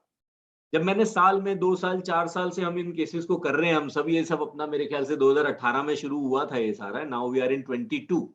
And we have seen divergent opinions coming from different courts, whether it be Madras, Himachal, Kolkata, one single judge saying something, DB reverting it back. Likewise in Madras, Kerala DB saying something absolutely different. Delhi DB, same senior judge saying on one occasion something, on the other occasion some other thing. Single judge saying some other thing in Delhi High Court. The biggest difficulty that I found was that no one actually understood the business. What is NOF? Why I'm saying this is because when I concentrate on indirect taxes, my first suggestion to all my dear friends and all the seniors would be, let's first understand what the business is. And NBFC के अंदर सबसे ज्यादा beauty क्या है? एक spectrum है gold loan का और हाउसिंग लोन का, और एक स्पेक्ट्रम है अनसिक्योर्ड कमोडिटी फाइनेंसिंग का. मतलब chalk and cheese is NBFC. Even insurance companies in reality are NBFCs falling within that definition. So what ultimately after this 30-second thing which I will say now, what I will conclude would be, before saying anything pertaining to taxation or regulatory, we must first understand what is the business model of the NBFC. What I understood is that NBFCs, when they are doing the business, principally when they are into financing business, they would need finance from outside also. And it is likely, for example, in the case of, you see, Reliance इतनी बड़ी NBFC थी and आज की date में वो खत्म हो चुकी है, उनकी लिक्विडेशन शुरू हो गई है. So there are chances and there are possibilities that the capital which is owned by that NBFC may get fully eroded. Forget about erosion. Even the amount which is due to third parties as borrowings by NBFC, even that may partially get eroded. In those cases, it would always be a case of negative NOF. Actually, has anyone ever shown it to the court ki what NOF means? NOF is my own capital. That's what NOF is. So nobody has ever told कि जी अगर NBFC को नुकसान हो गया और आप ये कहते हो कि जी पहले दिन जैसे ही मेरी नेगेटिव NOF हुई या 2 करोड़ से कम हुई तो आप इसे कैंसिल कर दोगे, तो इसका मतलब तो अगर NBFC को accumulated लॉस जिस दिन हो गया तो आप उस दिन तो NBFC को बंद ही कर दोगे, और अगर उसे बंद कर दोगे तो वो कभी रिज्यूम हो भी नहीं सकती, और फिर तो बोरोवर को पैसे फिर नहीं मिलने. अगर चलती हुई को मिल जाएंगे तो शायद चल भी जाए. ये किसी ने आज तक उनको बिजनेस ही नहीं बताया कि NBFC क्या होती है. तो वो प्रिंसिपल्स ऑफ नेचुरल जस्टिस के अंदर लगे हुई है कोर्ट, कोई कुछ, मतलब they have not really understood that issue. So my the first understanding that I have gathered, there are so many senior professionals here who know much more than what we know, but as a learner of law and as a student of law, what I think is that law has to be applied to the facts. तो सबसे पहले अगर NBFC समझना है तो हमें उसके facts के ऊपर चलना चाहिए, ऐसा मेरे को लगता है. तो मैं सबसे पहले the way I propose to deal with this topic today would be, there are 3, 4, 5 discrete, I would say, provisions under the GST law which talk here and there about NBFC. उसको पहले एक बार जरा सा नजर मार लेंगे. Then we see कि different type of NBFCs की situation में किस तरीके से GST की implications होती हैं. And there would be issues relating to interpretation. There would be differences of opinion. I will try to give the base कि जी हम ऐसा क्यों कह रहे हैं. Of course, there is always a possibility of having different opinions. And more importantly, because in this part of the country, we do not have many NBFCs in the routine sector, so maybe we do not even have that kind of a practical exposure कि जी हाँ ऐसा ही हो रहा है. But the extent of my study, I will discuss that in this. So अगर हम सबसे पहले बात करें तो NBFC के बारे में एक जो definition दी गई है IGST Act में, कुछ पर्पस है उसका, कई जगह पे NBFC वर्ड यूज किया है. तो वो basically they have drawn the definition of financial institution. Non banking finance company they have defined to be a financial institution, a non-banking institution which is a company and which has its principal business the receiving of deposits under any scheme or arrangement, any other manner, lending in any manner, such other which as per RBI which may be defined. So nothing, it's not something which is different. So it's NBFC. Financial institution के लिए तो definition ही आपके RBI act से बोरो करिए under section 45 IC of the RBI act. उसके अंदर we all understand कि जिनका काम प्रिंसिपली बेचने खरीदने का है उनको एनबीएफसी नहीं माना जाता. एनबीएफसी वी ऑल अंडरस्टैंड, वही मीनिंग इन्होंने जीएसटी में उसका लिया है. Coming to the core of GST, the most important aspect which needs to be understood is कि गुड्स के अंदर से they have excluded money, services के अंदर से भी they have excluded money. NBFC principally does what, अगर हम देखें generally though as I am saying there are so many businesses in NBFC, but अगर एक बार प्रिंसिपल हम एक विजुअलाइजेशन करते हैं तो एनबीएफसी क्या करती है, कुछ ना कुछ मनी का, पैसे का लेन देन करती है। इसलिए इट्स वेरी इंपॉर्टेंट कि जीएसटी लॉ ने कहा कि जी जीएसटी तो गुड्स पे लगता है, या तो गुड्स की सप्लाई पे या सर्विस के ऊपर, लेकिन दोनों में से ही मनी को एक्सक्लूड कर दिया। तो मनी ना गुड्स है ना सर्विस है। बट उस बात को क्लैरिफाई करते हुए कि मनी तो ठीक है कि मनी तो गुड्स नहीं है और मनी तो सर्विस भी नहीं है, लेकिन अगर कोई एक्टिविटी करी जाती है इन रिलेशन टू मनी तो उन्होंने उसको सर्विस के अंदर क्या क्या कह के इंक्लूड किया, दे से इट इंक्लूड्स, मनी तो is excluded but what service includes is activity relating to use of money. So if money is used, that is a service, or activity relating to conversion by cash or by any other mode. मान लीजिए कि हम गए bank से पैसा निकाल करके ले आए, अगर उसके लिए कोई चार्ज लगा, उस एक्टिविटी के लिए कोई चार्ज लगा, उस तरीके की ट्रांजैक्शन, या करेंसी कन्वर्जन करा दिया, इस तरीके के स्पेसिफिक आइटम्स को उन्होंने इसके अंदर रखा। लेकिन इसमें जो सबसे इंपॉर्टेंट जो आएगा एनबीएफसी के पर्पस के लिए, वो आएगा use of the money for which a separate consideration is charge. Use of the money for which separate consideration is charge. उसका सबसे सिंपल एग्जांपल क्या है, you go to Manappuram finance, avail a loan from them, for giving the money to you they are allowing use of the money, and in return they are charging an interest. This is something which falls within the definition of service, because this is something you are charging for the use of the money. So this is something that is included. So let's recapitulate. Money per se, neither goods nor service, but activity relating to use of money, activity relating to conversion of cash or in any other mode from one currency to other, etc., for which a separate consideration is charged, that is included. अब आते हैं एक exemption notification दी गई जिसमें ये कहा गया service by way of extending. अब हमने जैसे मनापुरम का एग्जांपल लिया, बट उस केस में service by way of extending deposit, loans और advances in so far as the consideration is represented by way of interest or discount. तो दो बातें बड़ी इंपॉर्टेंट हो गई इसमें। एक तो इन्होंने ये बोला कि अगर आप डिपॉजिट, लोन या एडवांस अगर ये दिया जाता है और उसके बदले में दो तरह की ट्रांजैक्शन, या तो इंटरेस्ट हो उसकी कंसिडरेशन या डिस्काउंट हो, उसको इन्होंने एग्जेम्प्ट कर दिया। ब्रॉडली ये सिमिलर से सिचुएशन है जो कि सर्विस टैक्स लॉ के समय पे भी थी, लेकिन इसके अंदर एक बड़ी इंपॉर्टेंट चीज जो करी वो इन्होंने क्या करी, इंटरेस्ट जो क्रेडिट कार्ड सर्विसेज के लिए है उसको एग्जम्पशन से एक्सक्लूड कर दिया। तो क्रेडिट कार्ड के केस में इंटरेस्ट के ऊपर एक स्पेशल ब्याज लग गया, डिलेड पेमेंट के ऊपर एक स्पेशल ब्याज जो लगा उसके ऊपर स्पेशली टैक्स लगेगा, वो यहाँ पर एग्जेम्प्ट नहीं होगा। तो अगर हम शुरू से चले, मनी वो नहीं है गुड्स या सर्विस, लेकिन मनी को एडवांस करना, किसी को यूज करने की परमिशन देना फॉर अ कंसिडरेशन, वो सप्लाई है। और अगर वो ब्याज की फॉर्म में मिलता है या डिस्काउंट की फॉर्म में मिलता है तो there is no tax, but अगर क्रेडिट कार्ड के केस में मिलता है तो देयर इज अ टैक्स। हम अभी बिल्ड करते चल रहे हैं कि क्या क्या चीजें हमारे लिए जीएसटी में दी हुई हैं, then we will go to individual business models and then we will discuss. Now let's come to credit.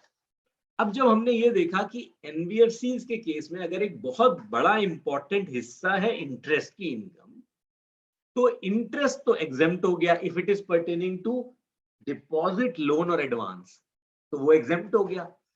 लेकिन वही लोन के लिए जो मन्नापुरम ने प्रोसेसिंग फीस ली वो एग्जेम्प्ट नहीं है, वो टैक्सेबल है। उसी के अंदर अगर कोई और चार्जेस लिए, मान लीजिए गोल्ड के मॉर्टगेज के उन्होंने चार्जेस लिए, कोई डॉक्यूमेंटेशन के चार्जेस लिए, वो एग्जेम्प्ट नहीं है।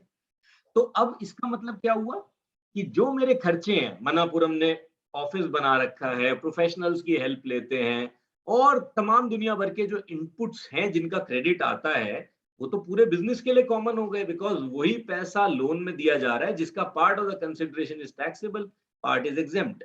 तो उस सिचुएशन में वी आर ऑल अवेयर कि सेक्शन 17 जो है वो हमारे को बोलता है कि आप क्रेडिट को अपॉर्शनमेंट करें, only that credit which is attributable to taxable को आप लें और एग्जेम्प्ट को आप ना लें। लेकिन ये इतना इतना आई वुड से बिजनेस इतना कॉम्प्लिकेटेड इन द सेंस कि इतना इंटरट्वाइंड है कि वही लोन देने पर आपको एग्जेम्प्ट भी आ रहा है और टैक्सेबल भी। वही लोन दिया, किसी ने 10 लाख का गोल्ड लोन लिया, उसी की प्रोसेसिंग चार्ज टैक्सेबल है और उसी की इंटरेस्ट एग्जेम्प्ट है, तो इसको सेपरेट कैसे करें? तो इसीलिए सरकार ने एक थंब रूल दे दिया 17(4) में कि जी ऑप्शन है, अगर आप चाहें तो आप सीधे सीधे 50% ले लें इनपुट सर्विस और कैपिटल गुड्स का, जो लिया उसका बिल्कुल 50% ले। तो ये ब्रॉडली आपका, तो ये ऑप्शनल है, आप 1 साल के लिए इसको ऑप्ट कर सकते हैं। ये ब्रॉडली आपके 3, 4, 5 प्रोविजन है। एक इनवॉइस का भी प्रोविजन है, वो ये बोलता है कि where the supplier of taxable service is a financial institution including an NBFC, वो सप्लायर के लिए स्पेशल प्रोविजंस है, क्योंकि वो स्टेटमेंट्स इशू करते हैं, उनके लिए इनवॉइसेस देना बड़ा टफ है। इस इंडस्ट्री की पेक्यूलियरिटी को देखते हुए उन्होंने बोला कि जो पूरे मंथ की इनवॉइस है, एक तो आप कंसोलिडेटेड इशू कर सकते हैं, उसके बाद वो फिजिकली या इलेक्ट्रॉनिकली दे सकते हैं, सीरियल नंबर भी हो या ना हो उसमें, और एड्रेस भी रिसिपिएंट का हो या ना हो। प्रैक्टिकली स्टेटमेंट को ही बिल का स्टेटस ऑलमोस्ट दे दिया गया। नाउ अब ये ब्रॉड पैरामीटर्स और ब्रॉड प्रोविजंस जो कुछ एनबीएफसी से पर्टेनिंग है, जो रेलेवेंट है, इनके बैकग्राउंड में what I would like is कि हम लोग एक एक करके डिफरेंट टाइप की एनबीएफसीज को एग्जामिन करके देखें कि क्या उसके रिजल्ट निकलते हैं। तो जैसा मैंने एग्जांपल दिया, सबसे ज्यादा जो एक नॉर्मल एनबीएफसी है, यानी जो बेसिक बिजनेस है एनबीएफसी का, विच इज लेंडिंग, अगर हम उसको देखें, let us take example of companies like Muthoot Finance, Manappuram Finance, or there may be companies which are housing finance companies जो लोन देती हैं घर बनाने के लिए। तो उनमें जो इनकम स्ट्रीम्स हैं, हमने उसको 4-5 सिनेरियोज में डिवाइड किया। सबसे पहली बेसिक इनकम तो इंटरेस्ट की है, जो एडवांस के ऊपर इंटरेस्ट जो भी हमने लोन दिया है, जो एनबीएफसी ने लोन दिया है, वो हम सबको मालूम है कि वो एग्जेम्प्ट है, और वो एग्जेम्प्ट है तो इसलिए उसके ऊपर कोई टाइम ऑफ सप्लाई का भी कोई मेजर इशू अराइज नहीं होता। सेकंड उसकी इनकम है, अगर कोई एडवांस करते हैं बैंक्स, फाइनेंशियल इंस्टीट्यूशंस, अगर कोई डिस्काउंटिंग करते हैं तो अगेन वो भी एग्जेम्प्टेड है, वो specifically bye way of exemption available है। But there are other fees. Let me take certain examples. There may be processing fees. There may be foreclosure charges. There may be swap charges. कई बार होता है हमने एक loan लिया, वो loan एक particular base पे चल रहा है, now we want to turn it into a different rate calculation base, तो बैंकर्स उसके लिए swap charges ले लेते हैं। फिर penalty for delayed payment of loan installment, तो ये कुछ और हेड्स भी हैं। Let us examine these. तो जो मैंने बोले प्रोसेसिंग फी, फोरक्लोजर चार्जेस और स्वैप चार्जेस, ये तो सब टैक्सेबल है और इनके ऊपर भी यार 18% का टैक्स लगता है। लेकिन अगर इंटरेस्ट ही डिलेड पे किया तो उसकी वजह से अगर, अब 2 तरीके के चार्जेस लग सकते हैं। अगर इंटरेस्ट हमने डिलेड पे किया तो 2 तरह के चार्जेस ये लोग लगा लेते हैं। एक तो हो सकता है कोई चेक डिसऑनर हुआ हो, या कोई ईएमआई को जब उन्होंने हिट किया तो वो पे नहीं हुई, तो उससे रिलेटेड कुछ पेनल्टी के, कुछ डिसऑनर के, इस तरीके के चार्जेस हो सकते हैं, वो सारे तो आपके टैक्सेबल हैं।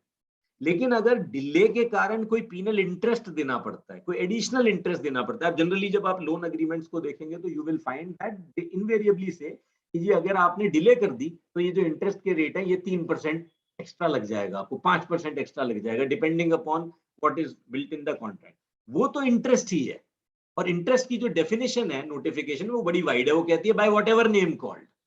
तो उसके ऊपर फिर इन्होंने क्लैरिफाई भी किया कि अगर डिलेड इंटरेस्ट आपके एग्रीमेंट में आ रहा है फॉर द लोन एग्रीमेंट, तो फिर वो इंटरेस्ट ही माना जाएगा, वो एग्जेम्प्ट है। तो these are basic issues pertaining to a financing company. अब हम लोग चलते हैं इसी को थोड़ा सा, इसी को एग्जामिन कर लेते हैं क्रेडिट कार्ड के लिए। क्रेडिट कार्ड भी बिजनेस मॉडल काफी फाइनेंसिंग की तरह ही है, लेकिन उसके अपनी बड़ी इंटरेस्टिंग पेक्यूलियरिटीज है। हमने उसे 4-5 हेड्स में डिवाइड किया for the purpose of understanding. Credit card में एक सबसे पहला जो आता है इशू, बहुत सारे क्रेडिट कार्ड में एनुअल फीस लगती है, तो वो तो सीधा सीधा टैक्सेबल है, he is giving you a facility.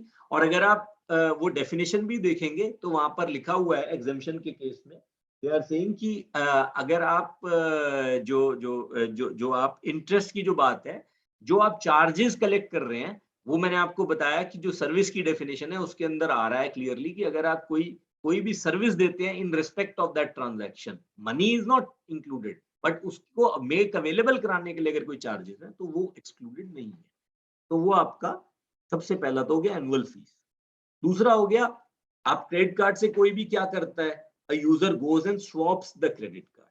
When a user swap a credit card, तो उसमें 4-5 तरह के इश्यूज फिर आते हैं। फॉर एग्जाम्पल, अगर आपने पेमेंट डेट तक पे नहीं किया तो उन्होंने ऑप्शंस दे रखे हैं कि फिर आपके ऊपर ब्याज लगना शुरू हो जाएगा। सबसे पहला अमाउंट आपके ऊपर इंटरेस्ट, लेकिन आई हैव शोन यू कि एग्जेम्पशन के अंदर से वो इंटरेस्ट एक्सक्लूडेड नहीं है।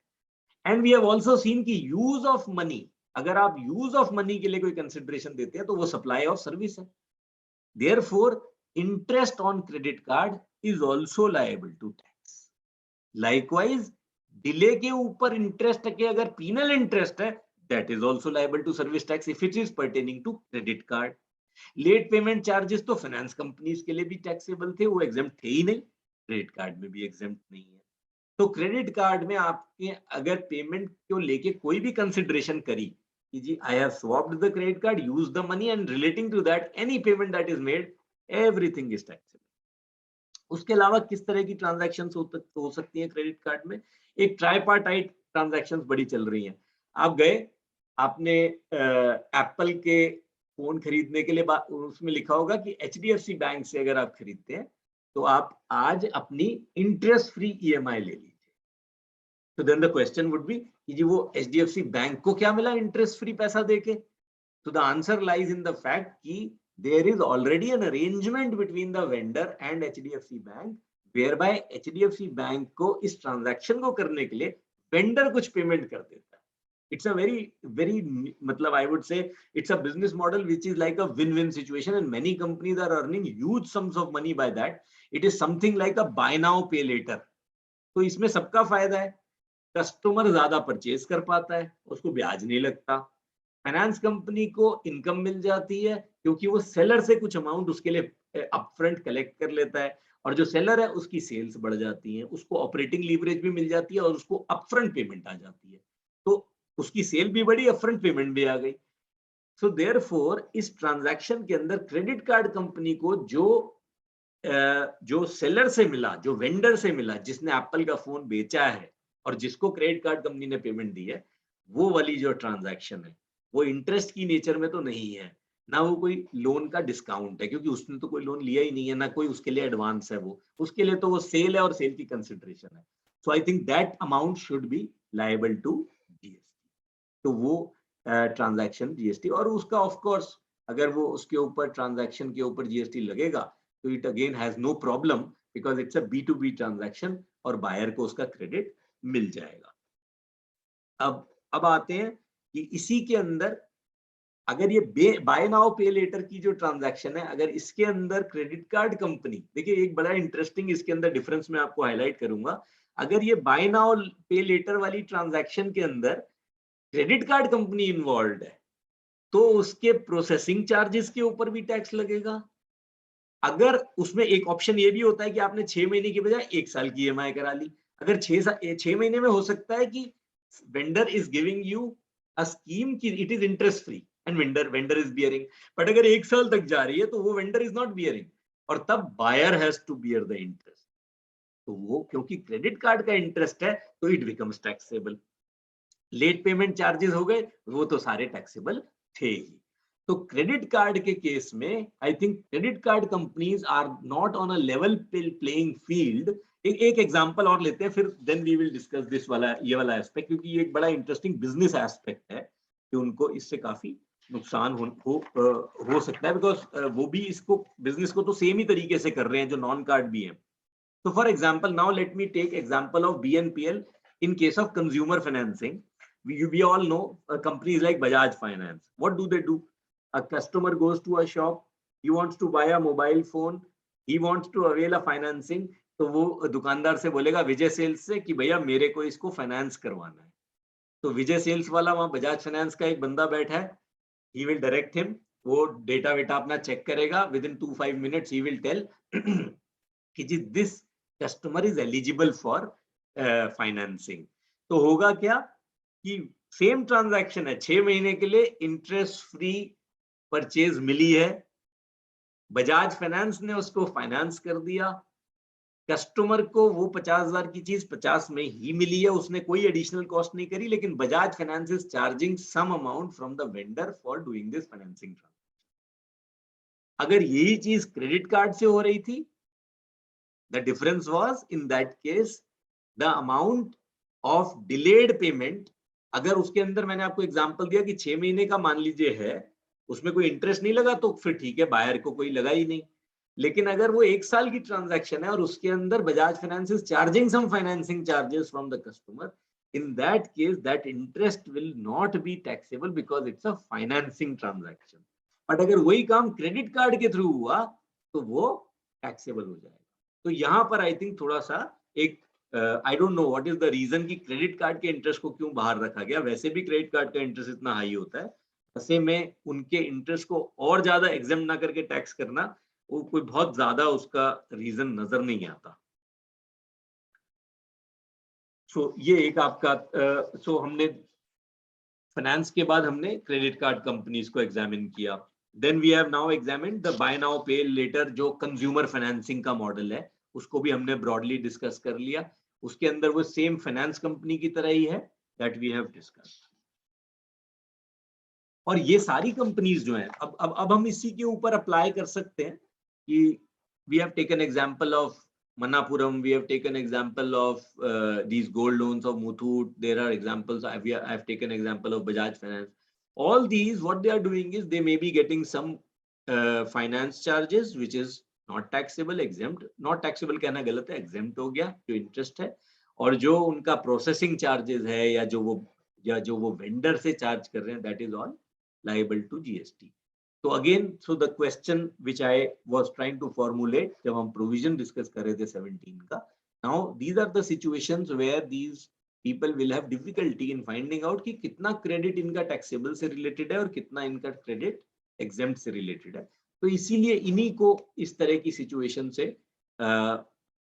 दूर रखने के लिए इनको ये ऑप्शन दिया गया कि जी आप 50% का क्रेडिट सब चीजों के ऊपर ले लीजिए और 50% को आप रिवर्स कर दीजिए. तो that is the thing which is applicable to them. अब आ जाते हैं बड़ी इंटरेस्टिंग एक और इसी में इंडस्ट्री में एक और डायमेंशन है इसका, which is higher purchase. Hire purchase भी एनबीएफसी बिजनेस है. हायर परचेज के 2 बड़े इंटरेस्टिंग एलिमेंट्स हैं. हमारे यहाँ पे मेरे को याद है हम बहुत साल पहले पढ़ते थे कि हायर परचेज का एक बिल आया था, लेकिन वो फिर एक्ट बना नहीं. लेकिन हायर परचेज की ट्रांजैक्शन को जब सुप्रीम कोर्ट ने भी एग्जामिन किया, और जिस तरीके से ट्रेड में समझा जाता है, इसके 2 एलिमेंट्स हैं. देयर इज अ सप्लायर, वो सप्लायर इक्विपमेंट को अगर हायर परचेज पे करता है तो he says I am allowing you to use the equipment so long as you continue to pay the installment. I am allowing you to use the equipment so long as you are paying me the higher payments. This is transaction part number 1 of this transaction. And if you continue making the payment until the end of the tenure of this, then the asset gets transferred to you. So these are 2 things. अगर हायरर ने payment करनी बंद कर दी, it is not a breach of contract. Breach नहीं है ये contract का ही पार्ट है कि अगर पेमेंट करनी बंद कर दी मतलब कि he do not want to further hire the asset, that asset gets reverted. But the asset as such is resting with him. Now the question is कि क्या जिसने हायर किया है, द हायर परचेज कंपनी, क्या अगर वो चाहे तो वापस ले सकती है asset? The answer is no. उसके बाद ऑप्शन नहीं है. So there are two peculiar features in this. Number one, allowing the user to continue using until he pays the higher charges at his option. So the second peculiarity is at his option. जो hire purchase company है उसके पास कोई option इस बात का नहीं है. So when he is supplying, when the hire purchase company, so the first question that arises for consideration is कि जी ये सप्लाई ऑफ गुड्स मानी जाएगी या सप्लाई ऑफ सर्विस मानी जाएगी. तो अगर आप शेड्यूल 2 देखें जो क्लासिफिकेशन का शेड्यूल है, उसके अंदर एक एंट्री है, बड़ी इंटरेस्टिंग एंट्री है. वो क्या बोलती है? Any transfer of title in goods under an agreement which stipulate that property shall pass at a future date upon payment of full consideration is a supply of goods.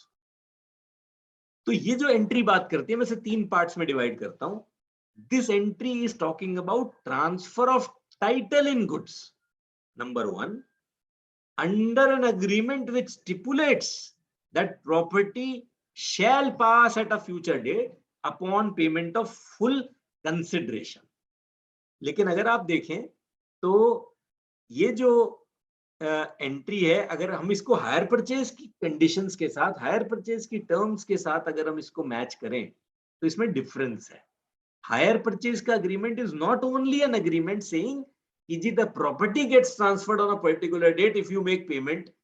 Higher purchase agreement is far more than this. Hire purchase agreement number 1 is an agreement allowing the other person to use on payment of higher charges. तो ये वाला जो clause है ये स्ट्रिक्टो सेंसो apply नहीं करता है hire purchase को. दो एक पार्ट के ऊपर तो अप्लाई करता है. अगर लास्ट डे में if the hirer actually makes the payment of hire charges and therefore buys the commodity, then of course on that day this clause gets attracted. But जिस दिन हमने उस हायरर को दिया है उस दिन the agreement is not that he has to purchase. The agreement is that he will continue using on consideration of hire charges. तो then the question is, अगर ये 1C के अंदर properly fall नहीं कर रहा शेड्यूल 2 के, तो क्या ये फिर independent of it can it be considered to be a supply of goods or can it be considered to be a supply of service? तो मैं एक clause की towards और आपका ध्यान लेके जाऊंगा which is transfer of right to use goods, जो clause 5 में है शेड्यूल 2 के 5F में, transfer of right to use goods for any purpose whether or not for a specified period for cash deferred payment or other valuable consideration. तो इसका मतलब 2 clause हो गए. एक ट्रांसफर ऑफ राइट को सप्लाई ऑफ सर्विस बोलता है, ये सप्लाई ऑफ सर्विस है 5F में. और एक क्लॉज है जो बोलता है कि अगर ट्रांसफर ऑफ प्रॉपर्टी हो जाती है अंडर एन अग्रीमेंट कि जी जब पेमेंट होगी तो ट्रांसफर होगी, इन that case it would be supply of goods.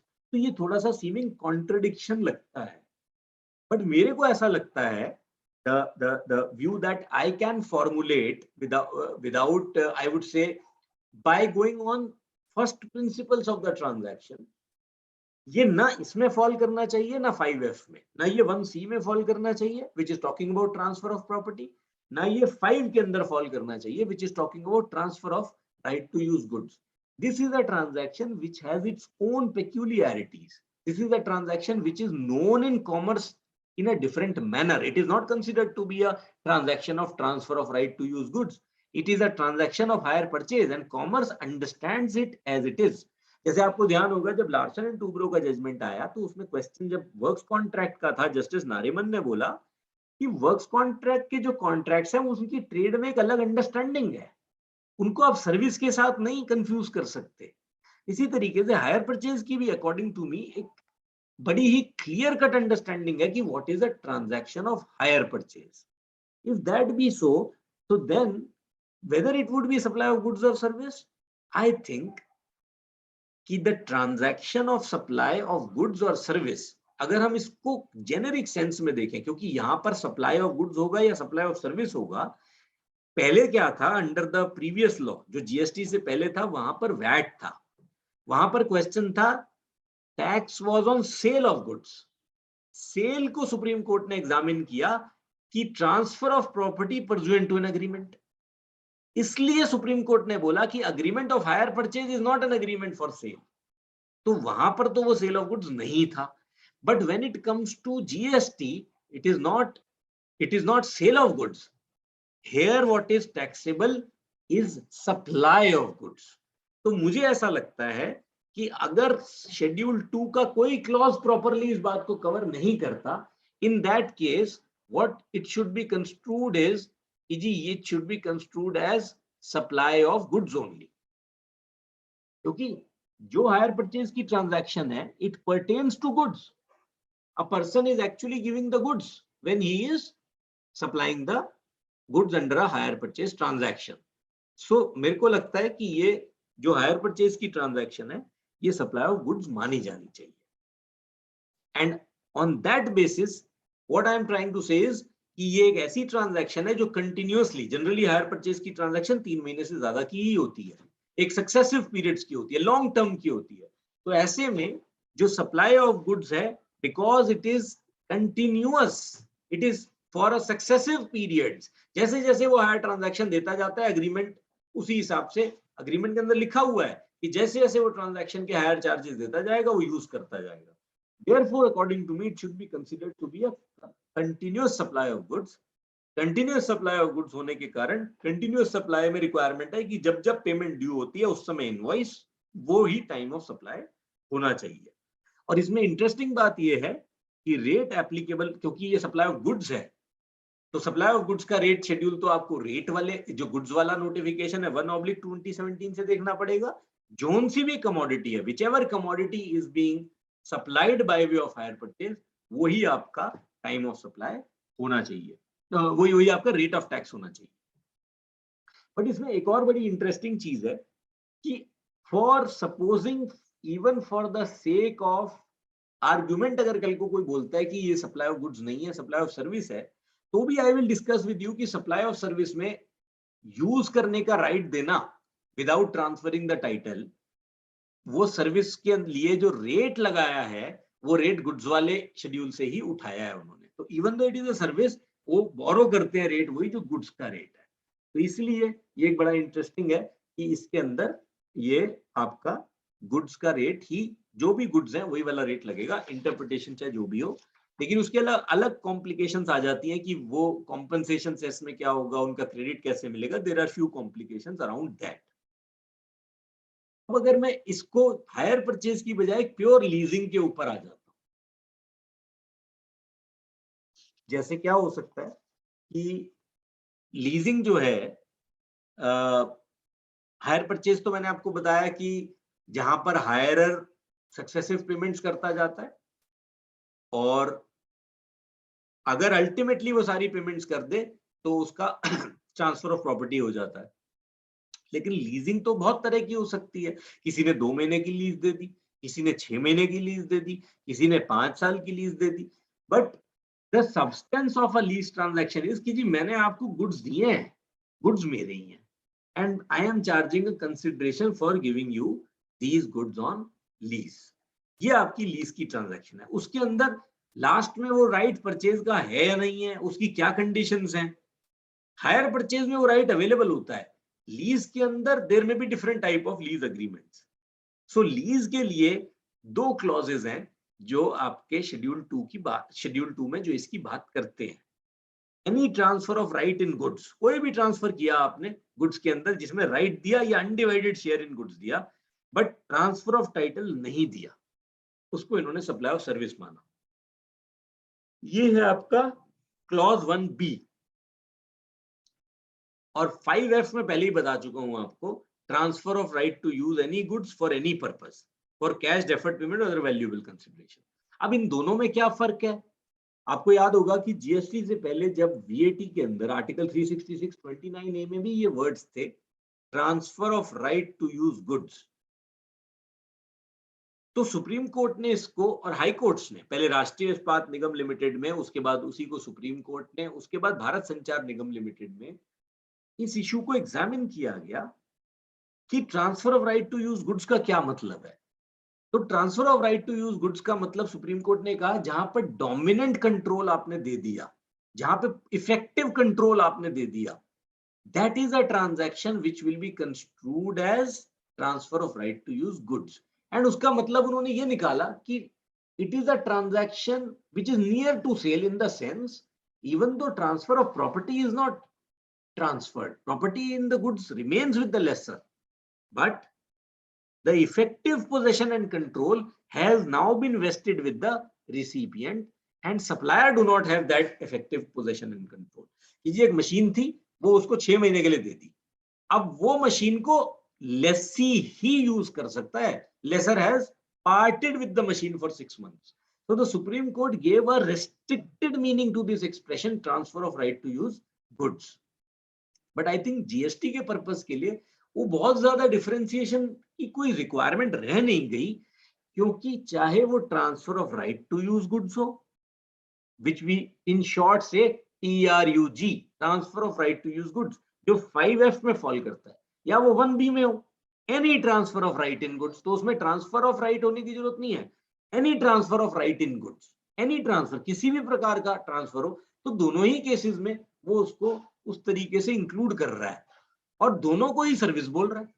So therefore, I don't think that there is any material difference in now really bringing out that distinction and trying to create some magic out of it. हाँ, लेकिन अगर वो higher purchase transaction हो, अगर उस transaction के substance में leasing से बियॉन्ड कुछ शो किया जा सके, तो आई थिंक उसके बीच में जैसे ही वो ट्रांजैक्शन लीज से कुछ बढ़कर है, तब ये क्वेश्चन अराइज होने शुरू होते हैं कि वो गुड्स है या सप्लाई सर्विस की है.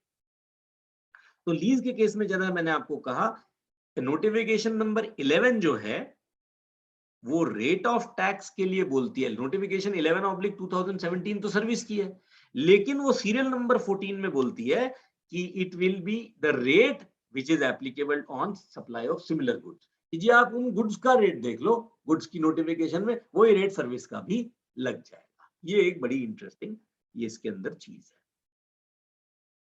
Therefore, though leasing will qualify to be service, will attract rate which are assigned to assets that are being leased out. अब आ जाते हैं जी टाइम ऑफ सप्लाई के ऊपर. Being continuous supply of service, whenever payment becomes due, invoice is to be issued, GST payable on issue of invoice. और आपका rate का मैंने बता ही दिया. और क्योंकि ये तो सप्लाई जनरली जो आपने सप्लाई करी गुड्स, चाहे वो हायर परचेज की तरह आप करिए, चाहे वो आप transfer of right to use की तरह करिए, वो आप शॉर्ट टर्म लीजिंग की तरह करिए, in all these cases asset is purchased, asset is being leased out. तो वो सीधा सीधा आपका वो क्रेडिट, आपका पूरा सब कुछ टैक्सेबल है. तो यहाँ मेरे को लगता नहीं कि 17(4) की कोई एप्लीकेबिलिटी है यहाँ पर, unless there is some specific exempt supply, आपको उसके लिए पूरा का पूरा क्रेडिट मिल जाएगा. जीएसटी में एक स्पेसिफिक प्रोविजन बनाया गया. अब मैं आता हूँ, थोड़ा सा आगे चलते हैं चिट फंड बिजनेस की टुवर्ड्स. तो इस आई थिंक इसके साथ में ब्रॉडली एक दो चीजें और हैं. तो ब्रॉडली जितनी भी तरह की आपकी एनबीएफसीज हो सकती हैं, उनके बिजनेसेस जो हो सकते हैं, वो जितने मैं कंटेम्पलेट कर पाया वो I have jotted them down. So ये जो आपका चिट फंड का बिजनेस है, उसके लिए एक सेपरेट रेट दिया गया. उसके foreman, they say that foreman of a chit fund in relation to service provided by foreman of a chit fund in relation to chit, अगर वो आईटीसी नहीं लेते हैं तो 12% की रेट से वो टैक्स लग जाएगा. तो वो of course transaction on money के ऊपर तो है ही नहीं. अगर सब मनी पूल करते हैं और एक जने को वो पैसा मिल जाता है और चिट का जो फोरमैन है, he doesn't charge anything, then yes there would be no amount which will be chargeable to tax, because वो तो फिर ट्रांजैक्शन इन मनी हो गई. But if foreman is charging something, then there is a tax rate of 12% without ITC. ये आपका इन्होंने इसके अंदर करा है. उसके अलावा इसके अंदर एक और चीज है कि अगर कोई एनबीएफसी कलेक्शन रिकवरी के लिए कुछ रिकवरी एजेंट्स रखती है, तो उस केस में रिवर्स चार्ज मैकेनिज्म लगता है एंट्री 8 में अंडर नोटिफिकेशन नंबर 30. और ई इनवॉइस की एप्लीकेबिलिटी इसके ऊपर कुछ आती नहीं है, ऐसा उन्होंने सर्कुलर से कहा हुआ है कि अगर वो बैंकिंग कंपनी है, इवन इफ टर्नओवर उसकी एक्सीड करती है, तो भी ई इनवॉइस की रिक्वायरमेंट ये नहीं आती है. ऐसा इन्होंने 23 फरवरी के एक सर्कुलर में कहा हुआ है. अब मैं एक चीज को और लेना चाहूंगा, एक सर्कुलर इसके ऊपर है जो हम लोगों को कंसिडर कर लेना चाहिए, और वो सर्कुलर ब्रॉडली ठीक ही बात कहता है. There is a circular where the question that was raised from the board was कि क्या, दिस इज, मैं आपको सर्कुलर का नंबर और डेट बता रहा हूँ. This is circular number 102 and 28 जून 2019 का ये सर्कुलर है.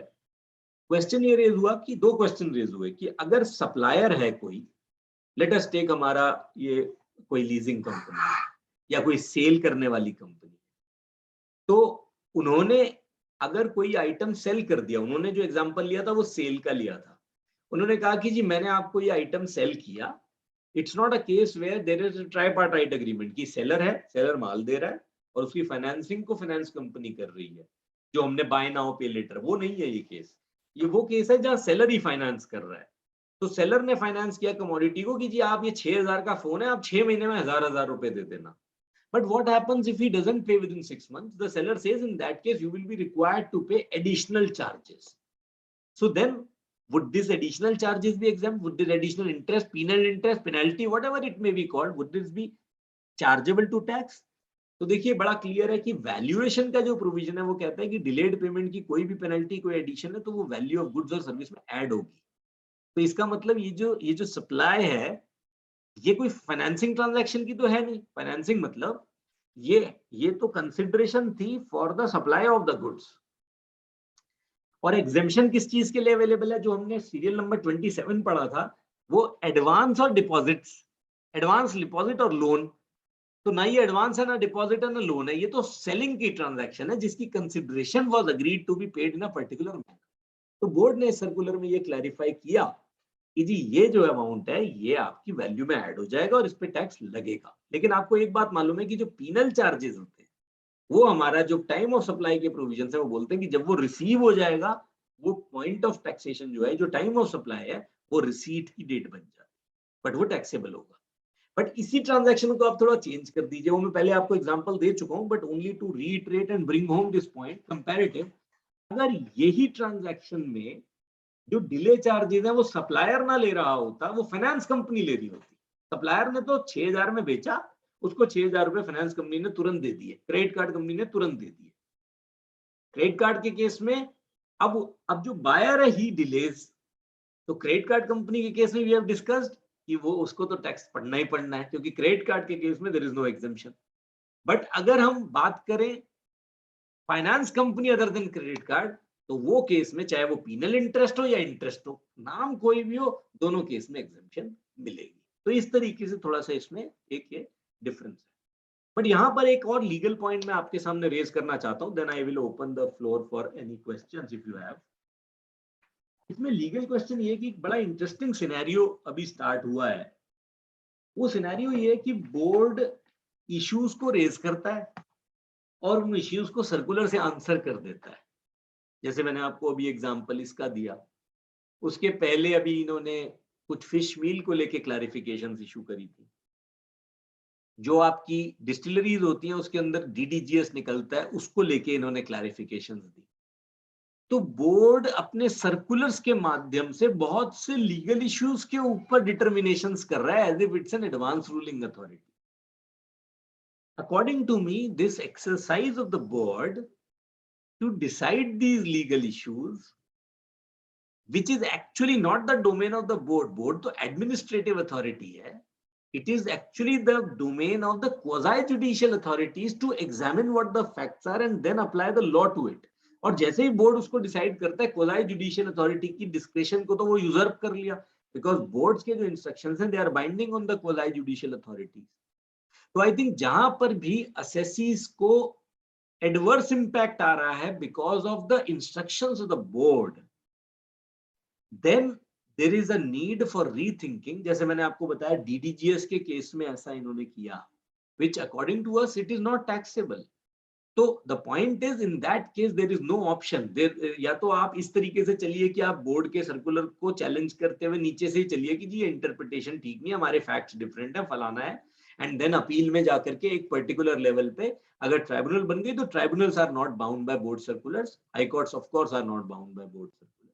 या फिर directly one has to approach the writ court saying कि ये सर्कुलर गलत है and the lower authorities are bound by it, so there is no effective alternate remedy मेरे पास इसलिए नहीं है। तो ये एक बड़ा ही disturbing I would say trend है कि हम इश्यूज को डिस्कस किए बिना ही तय कर देते हैं। मैं इसका एक क्लासिक एग्जांपल देके अपनी बात को खत्म करता हूं। रोड के जो कॉन्ट्रैक्ट्स थे उसके अंदर शुरुआत में एक एंट्री आई सीरियल नंबर 23A, जिसमें बोला गया कि जो एन्युटी पेमेंट्स हैं रोड की यूजेज के लेकर के वो दे विल रिमेन एग्जेम्प्टेड। और उसके अंदर पूरा डिस्कशन किया गया कि जब टोल कलेक्ट होता है वो एग्जेम्प्ट है, तो जिन लोगों को हम रोड बनाने का कॉन्ट्रैक्ट दे रहे हैं और उन्हें वो रोड बाद में उसको राइट दे देते हैं ऑन कलेक्शन ऑफ एन्युटी, तो हम उनको स्पेसिफिकली एग्जेम्प्ट करना चाहते हैं। उसके ऊपर प्रेस रिलीज भी आई। बाद में बोर्ड ने अभी recently, I think circular number 150 था, उसके अंदर दे turned it on its head and उन्होंने उस नोटिफिकेशन का कुछ और ही मीनिंग निकाल दिया and they say no no no, this is all taxable. GST council ने भी अपनी पुरानी बातों को रिवर्ट कर दिया। बट द पॉइंट इज कि क्या ऐसे बैठ करके कोई अपने दफ्तर में बिना आपको सुने ये सारी चीजों को तय कर सकता है? तो मेरे को लगता है कि ये लॉ में it would not stand the scrutiny of law कि वो बिना असेसी को सुने और बिना असेसी के फैक्ट्स को जाने वो बैठ के अपने इश्यूज को डिसाइड कर सकते हैं। बोर्ड के पास आई डोंट थिंक ऐसी कोई पावर है। तो ये एक बड़ा ही डिस्टर्बिंग ट्रेंड आ रहा है, क्योंकि वो सर्कुलर आया था तो मैंने आपके साथ ये वाला पॉइंट डिस्कस किया। So that's it from my side. Mohit ji, if anybody has any questions, if there is any further things to add, अगर आपको लगता है कि कुछ चीजें हैं तो। Yeah.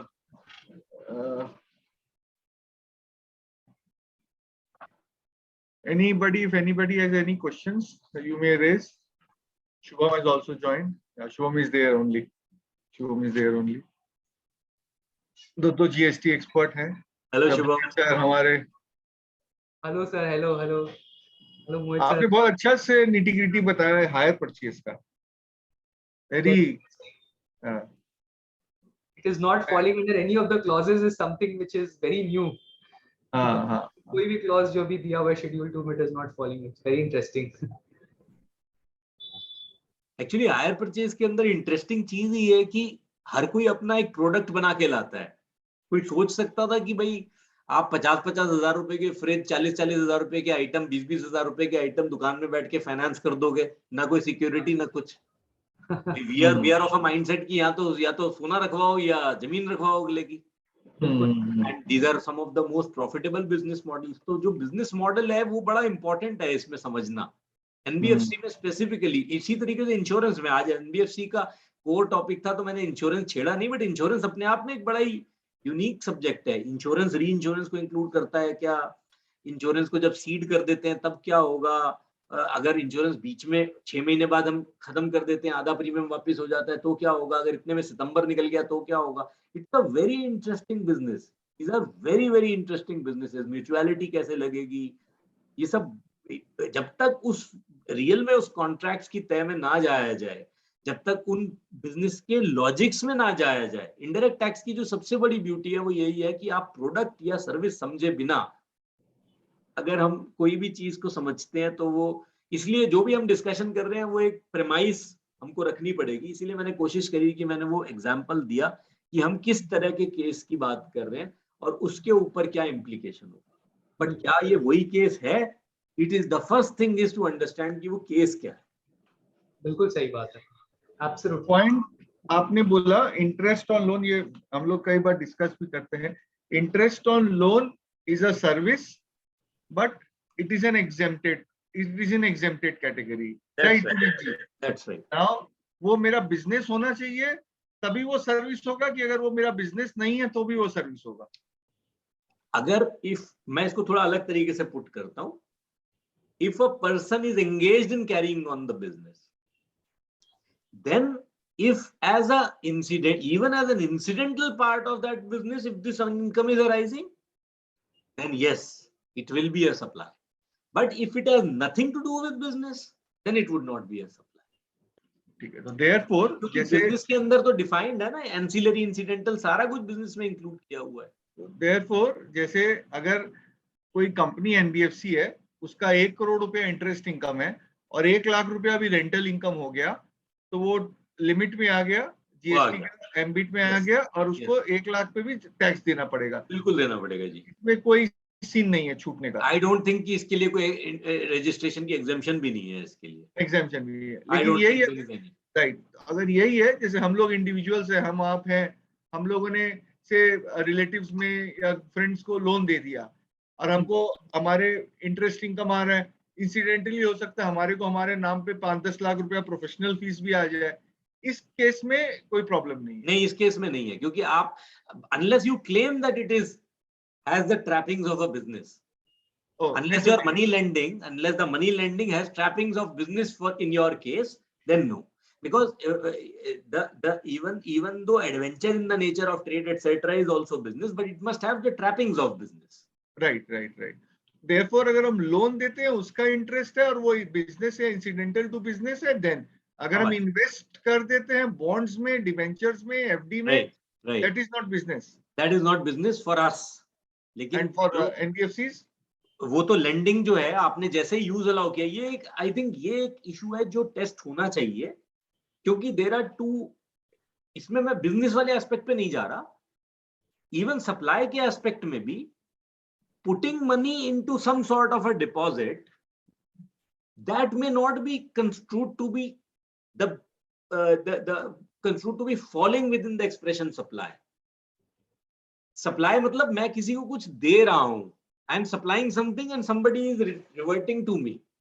But by definition, depositing money with someone, with let's say a bank, मतलब वो supply के concept के साथ जमता नहीं है. Supply is some sort of an activity which is active in nature. जैसे एक banker है, banker ने किसी को लोन दिया, yes, he is supplying.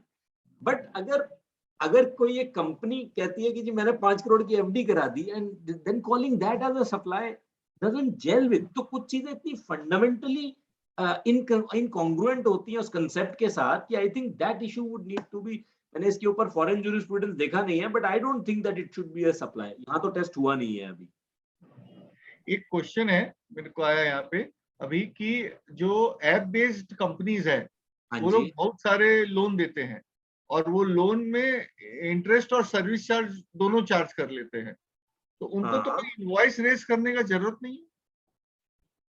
Invoice का मैंने बताया था ना, वो जो उनकी कंडीशन है कि 1 महीने में आप अगर मतलब बेसिकली स्टेटमेंट में भी दे दोगे हर महीने तो दैट इज इनफ. नहीं, स्टेटमेंट नहीं, वो तो पैसा ले लेते हैं और 1 महीना बाद पैसा चला जाता है वापस. मैंने एक महीना, 2 महीना, 3 महीना वो स्टेटमेंट तो आई जाएगी ना जी हर महीने की. आप या मान लीजिए कि 3 महीने बाद ही स्टेटमेंट वो ब्याज लगना है. हाँ, ब्याज तो लगेगा ना जी इसमें. यस यस, ब्याज लगेगा, सर्विस चार्ज भी चार्ज होगा. वो ड्यू कब होगा ब्याज? ब्याज तो क्या होता है, अभी जैसे एक है वो 500 रुपया लोन देता है, 1 महीना बाद 550 रुपया ले लेता है, उसमें 40 रुपया प्रोसेसिंग चार्ज, 10 रुपया ब्याज. ऑल राइट, तो वो उसको अगले महीने जो स्टेटमेंट आएगी ना जी उसमें दिखाएगा वो. और अगर स्टेटमेंट नहीं देता है तो नहीं दे रहा तो फिर he is not following what is required to be done. कुछ तो करना ही पड़ेगा ना उसको एग्जेम्पशन इनवॉइस से नहीं है. उसको एग्जेम्पशन ये है कि वो इनवॉइस मंथ में एक बार दे दे तो भी चलेगा, उसमें चाहे बायर का एड्रेस ना दे तो भी चलेगा. ऐसे 3-4 जो मैंने आपको एक्सेप्शन बताए थे वो कर, लेकिन ये नहीं कि वो कुछ करेगा ही नहीं. तो स्टेटमेंट देने से भी चलेगा. स्टेटमेंट देने से चलेगा. यस. और इसीलिए हम लोग को जो बैंक है वो बैंक स्टेटमेंट में बैंक चार्ज डेबिट कर देता है, हमको अलग से कोई इनवॉइस नहीं देता है. आपको जरूरत नहीं है, आप उसी के बेस पे क्रेडिट ले सकते हो. ओके ओके, तो that statement can be in form of a confirmation of loan also. कुछ भी हो सकता है वो. उसकी जो सारी रिक्वायरमेंट्स है इनवॉइस की वो पूरी हो जानी चाहिए, एक्सेप्ट जो एक्सेप्शन दिया मैं बता देता हूँ दोबारा से आपको. एक्सेप्शन क्या क्या है? Where the supply of taxable services in insurer, banking or a financial including NBFC, the said supplier may issue a number 1 consolidated tax invoice दे सकता है वो, और any document in lieu thereof, कोई भी कागज हो सकता है, by whatever name called, for the supply of services made during a month, कि जी महीने में एक बार भी दे सकता है. Okay. At the end of the month, whether issued or made available, issue कर दे या अवेलेबल कर देगी जी, वहां से आप डाउनलोड कर लेना. Okay. फिजिकली और इलेक्ट्रॉनिकली, वेदर और नॉट सीरियली नंबर्ड, तो सीरियल नंबर की रिक्वायरमेंट खत्म कर दी, एंड वेदर और not containing address of recipient. तो ये सारी आपको उसमें सुविधाएं दे दी, लेकिन ये नहीं है कि आप कुछ करोगे ही नहीं. वो नहीं कि जी मैंने तो अपने लेजर बना रखे हैं, ये नहीं कर सकते आप. एक पॉइंट और हम लोग बहुत बार डिस्कस कर रहे थे, जब ये कोविड हुआ तब तो कोई हार्ड कॉपी आता नहीं था. हाँ जी. जो था सब ईमेल में होता था. अब मुझे याद है एक बार एक सर्विस टैक्स की ऑडिट हुई थी, उसने बोला सारा ओरिजिनल दो. तो अभी ये क्या हो, कैसे होगा? एनबीएफसी के केस में तो उन्होंने कह ही दिया वेदर इलेक्ट्रॉनिकली. नहीं, जैसे नहीं इलेक्ट्रॉनिक इन द सेंस कि जैसे कोई इनवॉइस है, आपने मुझे इनवॉइस मेल कर दिया, स्कैन्ड कॉपी मैंने यहाँ प्रिंट किया, प्रिंट कर. एनबीएफसी के केस में there is no problem. And other than NBFC की पूछ रहे हैं, जनरल पूछ रहे हैं? जनरल, दोनों ही समझ नहीं, वहां पर तो फिर सिग्नेचर की रिक्वायरमेंट होगी ना, रूल 54 में, if I am not wrong. नहीं, मान लीजिए हमने किसी को इनवॉइस भेजा, अपने लोगों ने अपना Right. बिल क्लाइंट को भेजा। करेक्ट। तो हमने तो यहाँ पे इनवॉइस बनाया, प्रिंट आउट निकाला, साइन किया और उसको ईमेल पीडीएफ करके भेज दिया। ठीक है। उसने प्रिंट आउट निकाला, पेमेंट कर दिया। राइट। अभी ऐसे डिस्कस हो रही थी कि कोविड में तो आपने सब लोगों ने ऐसा ले लिया पेमेंट। अब जीएसटी का ऑडिट हुआ, वो बोला ओरिजिनल इनवॉइस, तो आप ओरिजिनल इनवॉइस भेजेंगे, क्या करेंगे? ठीक है। ऐसा तो बहुत सारा केस हो गया है। नहीं, अगर आप उसको मेक अवेलेबल नहीं करा पाएंगे तो टेक्निकली तो आप रिक्वायरमेंट पूरी नहीं कर रहे। ओके, टेक्निकली नहीं पूरी कर रहे आप। अब वो बात अलग है कि वो प्रोसीजरली कह के कैसे करके वो हो जाएंगी, वो चीजें अलग हैं। टेक्निकल रिक्वायरमेंट सिग्नेचर की है इनवॉइस पे, and he must have the invoice. But और इनवॉइस तो photocopy is not N invoice. Invoice तो आपके घर में जो आपके ऑफिस में जो रखी है ना, जो आपने स्कैन भेजी है, इनवॉइस तो वो है। ओके, तो देयरफॉर हमको भी अपने इंटरेस्ट में, या जैसे हम लोगों ने तो डिजिटल सिग्नेचर लगा के भेजने शुरू कर दिए, आप लोगों ने भी कर दिए होंगे, इस तरीके से फिर उससे हो जाएगा। Okay okay okay, got it. मेरा भी सर एक क्वेश्चन था, जैसे अपने फाइनेंशियल लीज और ऑपरेटिंग लीज को अगर थोड़ा सा बाइफिकेट करें, अपने अभी लीज की बात कर रहे थे, तो इसमें अपने जो बोले थे हायर परचेज में ट्रांजैक्शन फॉल नहीं करता, सप्लाई ऑफ गुड्स में transfer of title in goods under an agreement which stipulates that property in goods will be transferred at a future date upon payment of full consideration as agreed. तो financial lease में अगर ये buyback का अगर clause हो, तब उसके अंदर में as an buyback no not buyback, I meant कि अगर मैंने आपको लीज पे दिया, आपके पास option at the end of the lease term आपके पास प्रॉपर्टी ट्रांसफर हो जाती है upon payment of the last instalment, this is the agreement. In that case ये पर्टिकुलरली आई थिंक इसके अंदर फॉल कर जा रहा है। नहीं, इसमें ना शुभम एक प्रॉब्लम है, बहुत जबरदस्त प्रॉब्लम है इसमें। आप इस क्लॉज को दोबारा पढ़ो। ओके, आप इस क्लॉज को ना दोबारा पढ़ो, और बाई चांस मैं 1 मिनट ट्राई करता हूँ, अगर मेरे पास आपको दिखाने के लिए हो ना, तो इस क्लॉज को मैं अपलोड करता हूँ। 1 मिनट होल्ड करो, अगर मेरे पास परमिशन है। नहीं, मेरे पास परमिशन नहीं है। स्क्रीन शेयरिंग क्या? हाँ हाँ हाँ हाँ हाँ। शुभम तुम होस्ट है। मैं ट्राई करता हूँ। हाँ मैं ट्राई करता हूँ, मेरे को ये वाला, हाँ, या तो आप दिखा दो। आप एक बार ट्राई करो, हाँ तो हो जाएगा।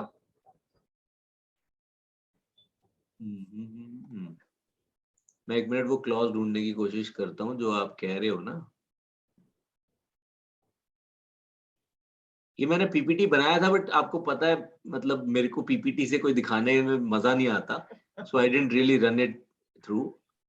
आपको मैंने दिखाना है कि वो ये आपका टैक्स इनवॉइस है, इनवॉइस रूल्स है, एनालिसिस हो गया, ये आपका कौन सा था, ये रहा।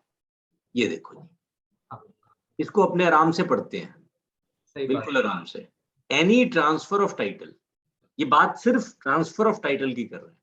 Any transfer of title in goods under an agreement. So what is the transaction he is talking about? Transfer of title under an agreement which stipulates that property shall pass at a future date upon payment of full consideration as agreed is the supply of goods. तो इसके दो parts. पहला है जो transaction तो transfer of property की है, और वो प्रॉपर्टी की transaction is like preceded by an agreement. ये बोलता है कि जी ट्रांसफर तब होगा जब आप सारी पेमेंट कर दोगे। ठीक है जी। अब आप एक सिंपल एग्रीमेंट टू सेल लो। सिंपल एग्रीमेंट टू सेल क्या होता है? गाड़ी मैंने बुक करा दी, मैंने 25,000 रुपए दे दिए। वो कहता है जी आपकी बुकिंग 3 महीने बाद आपको गाड़ी मिलेगी। आजकल तो वैसे 2-2 साल की हो गई बुकिंग, चिप ना होने से। वो जिस दिन मैं पैसे दूंगा उस दिन वो ट्रांसफर ऑफ प्रॉपर्टी करेगा। ये एग्रीमेंट इसमें टिपिकली फॉलो करता है। अब आप आ जाओ आपके केस में जो आप बोल रहे हो, या हायर परचेज के केस। मैंने उसको गाड़ी दे दी, गाड़ी तो मिल गई बंदे को, और वो पैसे दिए जा रहे हैं लीज के। वो कह रहे हैं जी लो हर महीने 20,000 रुपए दे रहा हूं मैं। Is this agreement merely for transfer of property? Is this agreement contemplating that there will be a transfer of property at the end of the agreement? No, that is only an adjunct to this agreement. That is only a clause which is maybe the last one at the option of someone. So to characterize an agreement based upon this, I don't think that is correct. और इसका answer आपको मिलेगा जब आप hire purchase वाला judgement देखेंगे supreme court का। If I remember correctly, उसमें आपको ये मिलेगा। उसमें सुप्रीम कोर्ट ने जब एग्जामिन किया तो उन्होंने बोला कि भाई ये हायर परचेज सेल है, लेकिन किस दिन है? जिस दिन वो ट्रांसफर प्रॉपर्टी हुई उस दिन, आज नहीं है। और उसकी वैल्यू क्या है? जितने पे उस समय फेयर वैल्यू है उसकी। बिल्कुल। तो इसलिए मेरे को ये बहुत डाउट है कि रियल टर्म्स में, ठीक है अब कल को इंटरप्रिटेशन है, ये कोई कुछ कह सकता है, कोई कुछ कह सकता है, बट मुझे नहीं लगता कि ये रियली इसमें फॉल करता। करेक्ट, इसमें ट्रांसफर ऑफ टाइटल गुड्स की बात कर रहा है, यस स्टिपुलेट होगा at a future date upon agreed consideration. Yes hire purchase में सामने ऑलरेडी जा चुका रहता है प्रॉपर्टी, नहीं, property no no no no no, property नहीं जाता, पोजेशन जाता है, पोजेशन जाता है। पोजेशन। करेक्ट। और मतलब इसमें this is again a financing kind of arrangement, जहां पे उनको लास्ट इंस्टॉलमेंट देने के बाद प्रॉपर्टी उनकी बन जाती है, if I am not wrong. हाँ, of hire purchase, hire purchase में लास्ट, लेकिन वो क्या होता है, जब तक वो लास्ट इंस्टॉलमेंट नहीं देता, ऐसा नहीं है कि उसको लास्ट देनी देनी है, ये उसकी मर्जी है। हायर परचेज के अंदर ब्यूटी क्या होती है कि ये उसकी मर्जी है, वो जब तक ट्रांजैक्शन करता रहेगा, जब तक हायर देता रहेगा, तब तक उसको वो असेट उसके पास रहेगा। जिस दिन उसको नहीं चाहिए, वो हायर परचेज देनी, हायर ट्रांजैक्शन, वो हायर चार्जेस देने बंद कर दे, असेट वापस चला जाएगा। ओके, तो सर आपका कहना ये हुआ कि transfer of title and goods तो ये हुआ ही नहीं जब तक ये लास्ट इंस्टॉलमेंट पे नहीं हो। यस, एंड अग्रीमेंट का सब्सटेंस भी नहीं है, वो अग्रीमेंट का सब्सटेंस तो यूज है, लीज है। सही बात है, अग्रीमेंट का सब्सटेंस तो ये हुआ ड्यूरिंग द पीरियड आप खाली उसको यूज कर सकते हो, नहीं तो रीपोजेस हो जाएगा प्रॉपर्टी। यस यस, अगर आप लास्ट इंस्टॉलमेंट नहीं देते। Yes, that's what. तो इनफैक्ट ये फाइनेंस लीज भी इसमें कभी कवर हो ही नहीं सकता, फाइनेंस लीज तो और ज्यादा कवर नहीं हो सकता। देखो मैंने वही बात बोला कि हम लोग क्या होता है, थोड़ा सा कलर कर देते हैं अपने एग्जामिनेशन को by what the expressions that we remember. अब मेरे को जितना याद है, मैंने कोई अकाउंटिंग करी नहीं है, but finance lease and these operating लीजेस was a concept of accounting, जहां पर आप कहते थे कि अगर आपने यूजफुल लाइफ के लिए असेट को आगे दे दिया, if I remember correctly, then the concept of financial leasing was if you are giving an asset to the other person throughout its useful life और substantially for the useful life, then वो financial lease है। But आप indirect tax को इस definition से examine नहीं कर सकते, क्योंकि इनडायरेक्ट टैक्स में आपको उस ट्रांजैक्शन को फिर भी देखना पड़ेगा। मैं आपको एग्जांपल देता हूं। Number 1, hire purchase is a finance leasing transaction. Number 2, एक ऐसी ट्रांजैक्शन हो सकती है जहां पर आपने गाड़ी 15 साल चल सकती है, आपने 15 साल की लीज कर रखी है, लेकिन लास्ट में टाइटल आपके पास ही आना है। एक ऐसी ट्रांजैक्शन हो सकती है जहां पर जो बायर है उसके पास राइट है उसे खरीदने का, लेकिन ड्यूटी नहीं है कि वो खरीदेगा। इतने मॉडल्स हो सकते हैं इसके अंदर, इतनी सारी बात, और हर एक मॉडल में डिफरेंट टैक्स लायबिलिटी आ सकती है, उसकी नेचर आपके इन सारे क्लॉजेस में डिफर कर सकती है। जैसे फॉर एग्जांपल मैंने आपको बोला transfer of right to use goods. आप एक बार मैं दोबारा आपके साथ वो स्क्रीन शेयर करता हूं, ये बड़ा इंटरेस्टिंग क्वेश्चन आपने रेज किया है। आप ये देखो, नेक्स्ट स्लाइड, ये देखो जी, transfer of right to use any goods for any purpose for cash, deferred payment, other valuable और वेदर और not for a specified period. ठीक है जी, ये क्या है, सर्विस। ये 5 जो क्लॉज है आपको याद है, सर्विस का है। अब आप फर्ज करो कि एक ट्रांजैक्शन है जो गाड़ी की 15 साल की transfer of right to use goods है। अब आप बताओ, ये तो फाइनेंसिंग लीज है, उसकी यूजफुल लाइफ कवर्ड है। अब आप बताओ ये सर्विस होगी कि सेल होगी? तो इसीलिए टू से and conclude on the basis of financing और ऑपरेटिंग लीज, वो गलत हो जाएगा। मेरे को लगता है कि हमें इसको बिल्कुल इस बात पे चलना चाहिए कि ट्रांजैक्शन किस चीज की है, उसके क्या की फीचर्स हैं, क्या सब्सटेंटिवली वो करना चाह रही है। मैंने इसीलिए शुरू में एक एग्जांपल दिया था, आई डोंट नो आप उस समय थे कि नहीं। ये बात मैंने बहुत ज्यादा रियलाइज करी अपने थ्रू आउट माई करियर, लेकिन ये अब मैंने मोहित जी को ये एग्जांपल शुरुआत में दिया कि जो ये एनओएफ की रिक्वायरमेंट के ऊपर इतने टेक्निकल हो गए सब लोग, किसी ने कभी ध्यान नहीं दिया कि एनओएफ एक ऐसी रिक्वायरमेंट है कि भाई मेरा पैसा कितना लगा है बिजनेस में। इसीलिए नीचे वो सेक्शन में कंडोनेशन दे रखी है आरबीआई एक्ट में, उसमें लिखा है कि जी अगर आपकी कुछ कंडीशन, कुछ चीजें पूरी नहीं हुई ना, तो आपको एक मौका जरूर दिया जाएगा उसे पूरा करने। इन्होंने उसको पढ़ के पता नहीं ये इसमें फॉल नहीं करेगा इसलिए नहीं, बट किसी ने ये नहीं समझाया कि जी एनओएफ मतलब वो मेरा पैसा है, वो मेरा पैसा अगर इरोड हो गया तो आप मेरे को मौका तो दोगे ना। लेट्स से आप बैलेंस शीट डेट तो बैलेंस शीट पे बनाओगे, इस बीच एनपीए होते चले गए पैसे, अब वो एनपीए हुए तो आपकी कैपिटल इरोड हो गई। वो आपको कौन से दिन पता चलेगा? जब आप बैलेंस शीट बनाओगे। बैलेंस शीट डेट होगी 31 मार्च, बैलेंस शीट बनेगी मान लो कि 30 सितंबर को, तो इस बीच में तो आपको पता भी नहीं है कि आपकी कैपिटल इरोड हो गई। क्वाइट लाइकली हो सकता है 1,99,00,000 हो जाए उस दिन। तो आपको मौका अगर कोई नहीं देगा तो वो अगर ऑटोमेटिक बंद होनी है without a power to condone, कितना गलत इंटरप्रिटेशन है ये।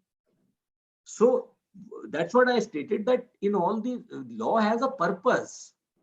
to see it without a purpose and to see it dehors the transaction. I think that makes a lot of wrong interpretation का बहुत बड़ा reason है. Absolutely. एक खाली पॉइंट पुनीत जी, आपने ये आरबीआई का एनओएफ वाला बोला, तो दो तरह की कंपनीज है, एक जिसने 2 करोड़ का 10 करोड़ कर लिया था अचीव, बट वो लॉसेस के कारण इरोड होते होते 2 करोड़ आया, और एक है कि जिसने शुरू से ही 2 करोड़ अचीव नहीं किया. Therefore, दोनों केसेस में सेम ही होना चाहिए, उसमें कानून में तो कोई फर्क नहीं है, कानून में कोई फर्क नहीं है इन दोनों बातों को लेके. नहीं, और मजे की बात ये है, आप आरबीआई का एक सर्कुलर देखो, अभी जब हम लोग ये कर रहे थे ना, तो एक दिन जस्टिस प्रतीक दिलान ने एक ऑर्डर किया कि मैंने उनको दिखाया कि जी ये 25 या 70 एनबीएफसी को तो इन्होंने अलाउ कर दिया टाइम एक्सटेंशन, बाकियों को नहीं किया. तो they were asked to file an affidavit saying कि जी पहली बात तो आप इस पोजीशन को क्लैरिफाई करो कि आपका स्टैंड है क्या. तो इंटरेस्टिंगली एक सर्कुलर लगाया उन्होंने आरबीआई का, देश है कि जिसने इस तारीख तक एप्लीकेशन डाल दी एक्सटेंशन की, मुझे तारीख याद नहीं है, कोई 2018 की तारीख थी, कि जिसने इस तारीख तक एप्लीकेशन डाल दी ना, उनकी कंसिडर हुई है, उनकी कंसिडर हम करेंगे. अब इसमें कितनी फैलेसी है ये देखो. पहला तो उनका ये कहना है कि ये नॉन कंडोनेबल है. अगर उनका आर्गुमेंट है कि नॉन कंडोनेबल है, तो वो सर्कुलर से कैसे एक्सटेंड कर सकते हैं? How do they get the power? That means it is not non condonable, it is condonable. Number 1. Number 2, आप ये कहते हो कि जिस दिन हमने सर्कुलर निकाला है उस दिन के पहले जिसकी एप्लीकेशन आ गई सिर्फ वही एलिजिबल है. अब आप देखो ये कितना, मतलब इससे ज्यादा आर्बिट्ररी क्या हो सकता है कि आदमी को पता ही नहीं है कि वो ऐसा करेंगे, लेकिन जिसने या तो तुक्के में कर दिया या फोन अ फ्रेंड वाला सिस्टम है. यही मतलब हुआ कि जी उससे पहले आप एप्लीकेशन दे देते, हम आज सर्कुलर निकाल रहे हैं, तो वो कोल ब्लॉक वाली बात हो गई. तो ये आर्बिट्ररीनेस आप देखो, तो इतना आर्बिट्ररी है ये सिस्टम. और अब तीसरी इंप्लीकेशन बताता हूँ. कुछ लोगों ने तो उस तारीख से पहले एप्लीकेशन छोड़ो पूरा ही कर दिया, तो आप उसकी एप्लीकेशन बाद में मान लो कि जी पोस्ट आ गई है आपके पास, जिसने पूरा कर दिया तो आप एप्लीकेशन कंडोनेशन की समझ लो, तो आपने वो भी कंसिडर नहीं करी जब लोगों ने कहा आपको. तो मतलब वही, that's what I want to say, that this case has not been holistically submitted at any level except saying कि जी वो उसने मेरे को सुना नहीं, उसने मेरे को बताया नहीं. इस तरीके से इसकी बहस हुई है. तो वो बिजनेस किसी ने बाई चांस समझाया भी नहीं और किसी ने समझा भी नहीं, ये दोनों बातें. अदरवाइज तो आपने देखो, आपके तो श्रेय बंद हो गई, क्या उसका एनबीएफसी लाइसेंस बंद हुआ? आप बता दो, अगर उसकी आज उसकी एनओएफ कितनी होगी श्रेय की, बताओ. नेगेटिव. फिर इसका मतलब ऑटोमेटिक कैंसिलेशन है. आप इसी तरीके से आ जाओ जी इसके ऊपर जो अभी पीछे बंद हुई थी, वो हाउसिंग फाइनेंस जिसको पीरामल ने खरीदा, व्हाट इज द नेम, दीवान. तो आपने क्या उसका एनबीएफसी लाइसेंस ले लिया. इसी तरीके से आप रिलायंस के ऊपर आ जाओ, रिलायंस कैपिटल, रिलायंस कितनी सारी थी उनकी, किसी का भी आपने एनबीएफसी लाइसेंस बंद नहीं किया. तो it is counterproductive. What their argument is entirely wrong. उनका कहना तो ये है कि जी जिस दिन खत्म हुई आपकी 2 करोड़ से 1 करोड़ 99 लाख हुई ना, ऑटोमेटिक गए आप. क्या बकवास है, ये बिल्कुल नॉनसेंसिकल आर्गुमेंट है. इट्स ओनली, ये जो होता है ना, ये तुगलकी स्टाइल है वर्किंग का, कि किसी ने बस अच्छा. और अब मैंने आपको वो एग्जांपल दिया ही कि जी जो उस तारीख से पहले जिसने अप्लाई कर दिया उसको कंसीडर करेंगे, उस किसी को पता ही नहीं कि अप्लाई करना है उससे पहले. This is how they do it. But I'm very hopeful. Delhi में we have very good judges. When we will be making the submission, I'm very hopeful that court will consider everything, because ये चीजें किसी ने consider नहीं करी है. हमने अपने rejoinder में सारे examples दिए हैं कि ये सारी चीजें जो हैं आपको देखनी चाहिए, ये इन्होंने कभी आपको पुट ही नहीं करी और झूठ बोला. एक और मैं आपको बोलता हूँ, इन्होंने हर स्टेज पे झूठ बोला. इन्होंने हर स्टेज पे मद्रास हाई कोर्ट लगाया, जबकि मद्रास हाई कोर्ट को सुप्रीम कोर्ट ऑर्डर से ये कह चुका है कि this will not be considered to be a precedence. इन्होंने कभी वो अटैच भी नहीं किया, ना कभी प्लीडिंग में लिखा. झूठ बोला इन्होंने हर स्टेज पे. मतलब ये तो बिल्कुल ही गलत है कि आप ये नहीं बता रहे कि उसमें फाइनली हुआ क्या है. आप उस मद्रास के ऊपर रिलाई करे जा रहे हो, जिसके ऊपर सुप्रीम कोर्ट ने बोला कि nothing will turn on it because you have asked the party to go in alternate remedy. ये लिखा सुप्रीम कोर्ट ने. So I think this and so ultimately what we are doing, we are killing the business environment. आप NBFC के licence को खत्म कर रहे हो, उसके राइट टू डू बिजनेस को आप अफेक्ट कर रहे हो, आर्टिकल 19G का स्ट्रेट वायलेशन कर रहे हो आप. इतनी आर्बिट्ररीनेस कैसे हो सकती है? It's not only a policy issue, it's an absolutely arbitrary manner in which they have functioned. That is very true. अभी हम लोग बहुत दुखी हो रखे हैं, वो जो ऑडिटर का लिमिट 8 कर दिया है for any firm of auditor irrespective of size 8 NBFC से ज्यादा नहीं कर सकते, तो बात तो सही है, they are very arbitrary. Actually हम लोगों ने कई बार ये बहस करी कि 3 साल का क्या, आप अनइक्वल्स को इक्वल नहीं ट्रीट कर सकते। अगर बजाज फाइनेंस का कोई ऑडिट करता है तो हो सकता है 8 छोड़ो 3 भी बहुत हो या 2 ही बहुत हो। करेक्ट आप ये करेक्ट। कहते हो कि जी जिनकी 2-2 करोड़ की एनओएफ हाँ तो भी 8 करोड़, 5 साल कंपनीज एक्ट बोलता था, उसको 3 साल कर दिया। बात तो सही है आपका, यू आर ये वेरी सारी चीजें, और ये सब चीजें मजे की बात है, नोटिफिकेशंस भी नहीं आती, ये सर्कुलर से ही करते जाते हैं। सर्कुलर से करते जाते हैं, करेक्ट। आई एम श्योर, मैंने सुना नहीं है लेकिन आई एम श्योर इन्होंने सर्कुलर से किया होगा। नहीं सर्कुलर से कर दिया, और 8 का लिमिट जो छोटा कंपनीज पे लगाया वो एफएक्यू से कर दिया।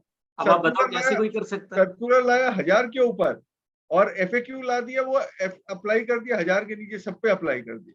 ये अब मैं आपको एग्जांपल देता हूँ, अथॉरिटीज, मैं नाम नहीं लूंगा, पर अथॉरिटीज वो एम्पैनल कर रही है चार्टर्ड अकाउंटेंट्स को कि जी जो हमारे साथ एम्पैनल्ड है ना वही ऑडिट कर सकता है। भाई हु इज, ये स्टैट्यूटरी ऑडिट्स है, who is this authority to say कि जी हमारे साथ, there is no power, but the question is कि वो बिल्ली के गले में घंटी कौन बांधेगा? करेक्ट। जनरली चार्टर्ड अकाउंटेंट्स का ये रहता भी है कि जी चलो जैसे कह रहे हैं वैसे कर लेते हैं, तो लिए वो फाइटिंग का एक, और अल्टीमेटली आप अपने प्रोफेशन को लेके कोर्ट में कहां तक जाते रहोगे? That is also a question which is to be answered. आप कानून से ही तो कर सकते हो ना, ये reasonable restrictions by law, not by circular. Correct. बहुत अच्छी बात, मैं खाली एक लास्ट पॉइंट बोलना चाहता हूँ सर। आपने एक बहुत वो अच्छी बात बोली थी, वो सप्लाई ऑफ गुड्स और सर्विसेज में रेट तो इन्होंने सेम कर दिया, ट्रांजैक्शन के कलर को जीएसटी में इम्प्लीकेशंस भले ही हायर परचेज के हो, लीज के हो, कोई भी टाइप के ट्रांजैक्शंस हो, उनपे रेट गुड्स को या सर्विसेज को सेम कर दिया। बट सबसे इंपॉर्टेंट फैक्टर जो इन्होंने छोड़ दिया, जो अब आपने हाईलाइट किया, विच वाज कंटीन्यूअस सप्लाई। अब वो कंटीन्यूअस सप्लाई ऑफ गुड्स में फॉल करेगा कि नहीं, whether it is a recurrent supply या फिर सिर्फ एक फाइनेंसिंग अरेंजमेंट है, ये काफी इंपॉर्टेंट रोल, इसीलिए मैंने ट्रांजैक्शन पे जोर दिया था। हाँ, तो ये फर्स्ट होना चाहिए कि ये कंटीन्यूअस सप्लाई के तौर पे, जैसे हायर परचेज है, कंटीन्यूअस है ना, वो बाहर हायर के साथ एक सप्लाई, मतलब सप्लाई तो पोजीशन आपने एक बार दिया, लेकिन that sense it is recurring कि जी आप पैसे देते जा रहे हो और वो आगे बढ़ता जा रहा है। बिल्कुल सही बात है। so that I think that can be considered to be a condition, but अगर आपने एक बार में 10 साल की lease they the, it is recurrent, वो बहुत उसमें डिफरेंस आ जाएगा। लीज में क्या होगा सर, ये मतलब अगर लीज भी उसी नेचर की है कि जी आप लीज टर्म देते जाओ तो लीज आपकी चलती जाएगी, उस तरीके की अगर कुछ क्लॉजेस हैं तो कंटिन्यूस वो भी रेकरेंट हो जाएगा, होना चाहिए। अदरवाइज तो ये इंप्लीकेशन आ सकती है, ये मैं डिस्कस करना भूल गया, आपने अच्छा हुआ रेज किया, अदरवाइज तो उसकी पहले दिन इंप्लीकेशन आ सकती है टैक्सेशन की। बिल्कुल सही बात है। तो ये रेकरेंट वाली चीज है ना, थोड़ी सी चैलेंजिंग होगी, बिकॉज बहुत चैलेंजिंग है। आपने बोलेंगे कि ये फर्स्ट डे अग्रीमेंट हुई है, लेट्स से 12 मंथ्स का अग्रीमेंट है, क्या ये फर्स्ट डे 12 मंथ्स की अग्रीमेंट हुई है या फिर ये 12 अग्रीमेंट्स माने जाएंगे? नहीं, 12 अग्रीमेंट तो पक्का ही नहीं है ये, इसमें तो कोई डाउट ही नहीं है। क्वेश्चन यही है कि वो रिकरेंट है कि नहीं, क्योंकि वहां पर भी वर्ड है under a contract. Correct. 12 agreements का तो ना क्वेश्चन है ना वो है 12 अग्रीमेंट, क्वेश्चन है कि क्या वो under that contract can it be considered to be recurrent. Correct. तो आई थिंक वो काफी इतना मतलब वो इतना बहुत बड़ा चैलेंज नहीं है। वो अगर रिकरिंग पेमेंट है तो आई थिंक वो हो जाएगा रिकरिंग, वो प्रूव करना इजी थोड़ा सा क्लॉज एक दो डाल दें कि जी रिकरिंग है, और वो होता ही है कि जी आप पेमेंट नहीं दोगे तो आपको रिपोजेस हो जाएगा, उस तरीके से तो फिर वो ट्रांसफर फर्स्ट डे नहीं माना जा सकता, ट्रांसफर तो क्लियर टाइटल के साथ होना चाहिए। राइट। बट ये बहुत मतलब it's a very vast subject, और बिजनेसेस के दिमाग लोगों के इतने जबरदस्त हैं, टैक्स बिजनेस को पकड़े या बिजनेस टैक्स को पकड़े, इन दोनों में बड़ा इंटरेस्टिंग टसल है। बिल्कुल सही बात है। Great, good sir.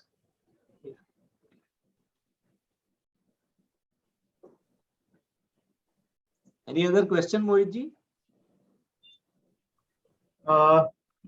No, Shubham, I don't think there are any questions in the chat box. I can't find them either, sir. Yeah.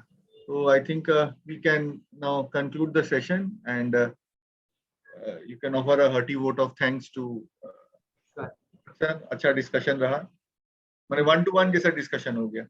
बिल्कुल, absolutely.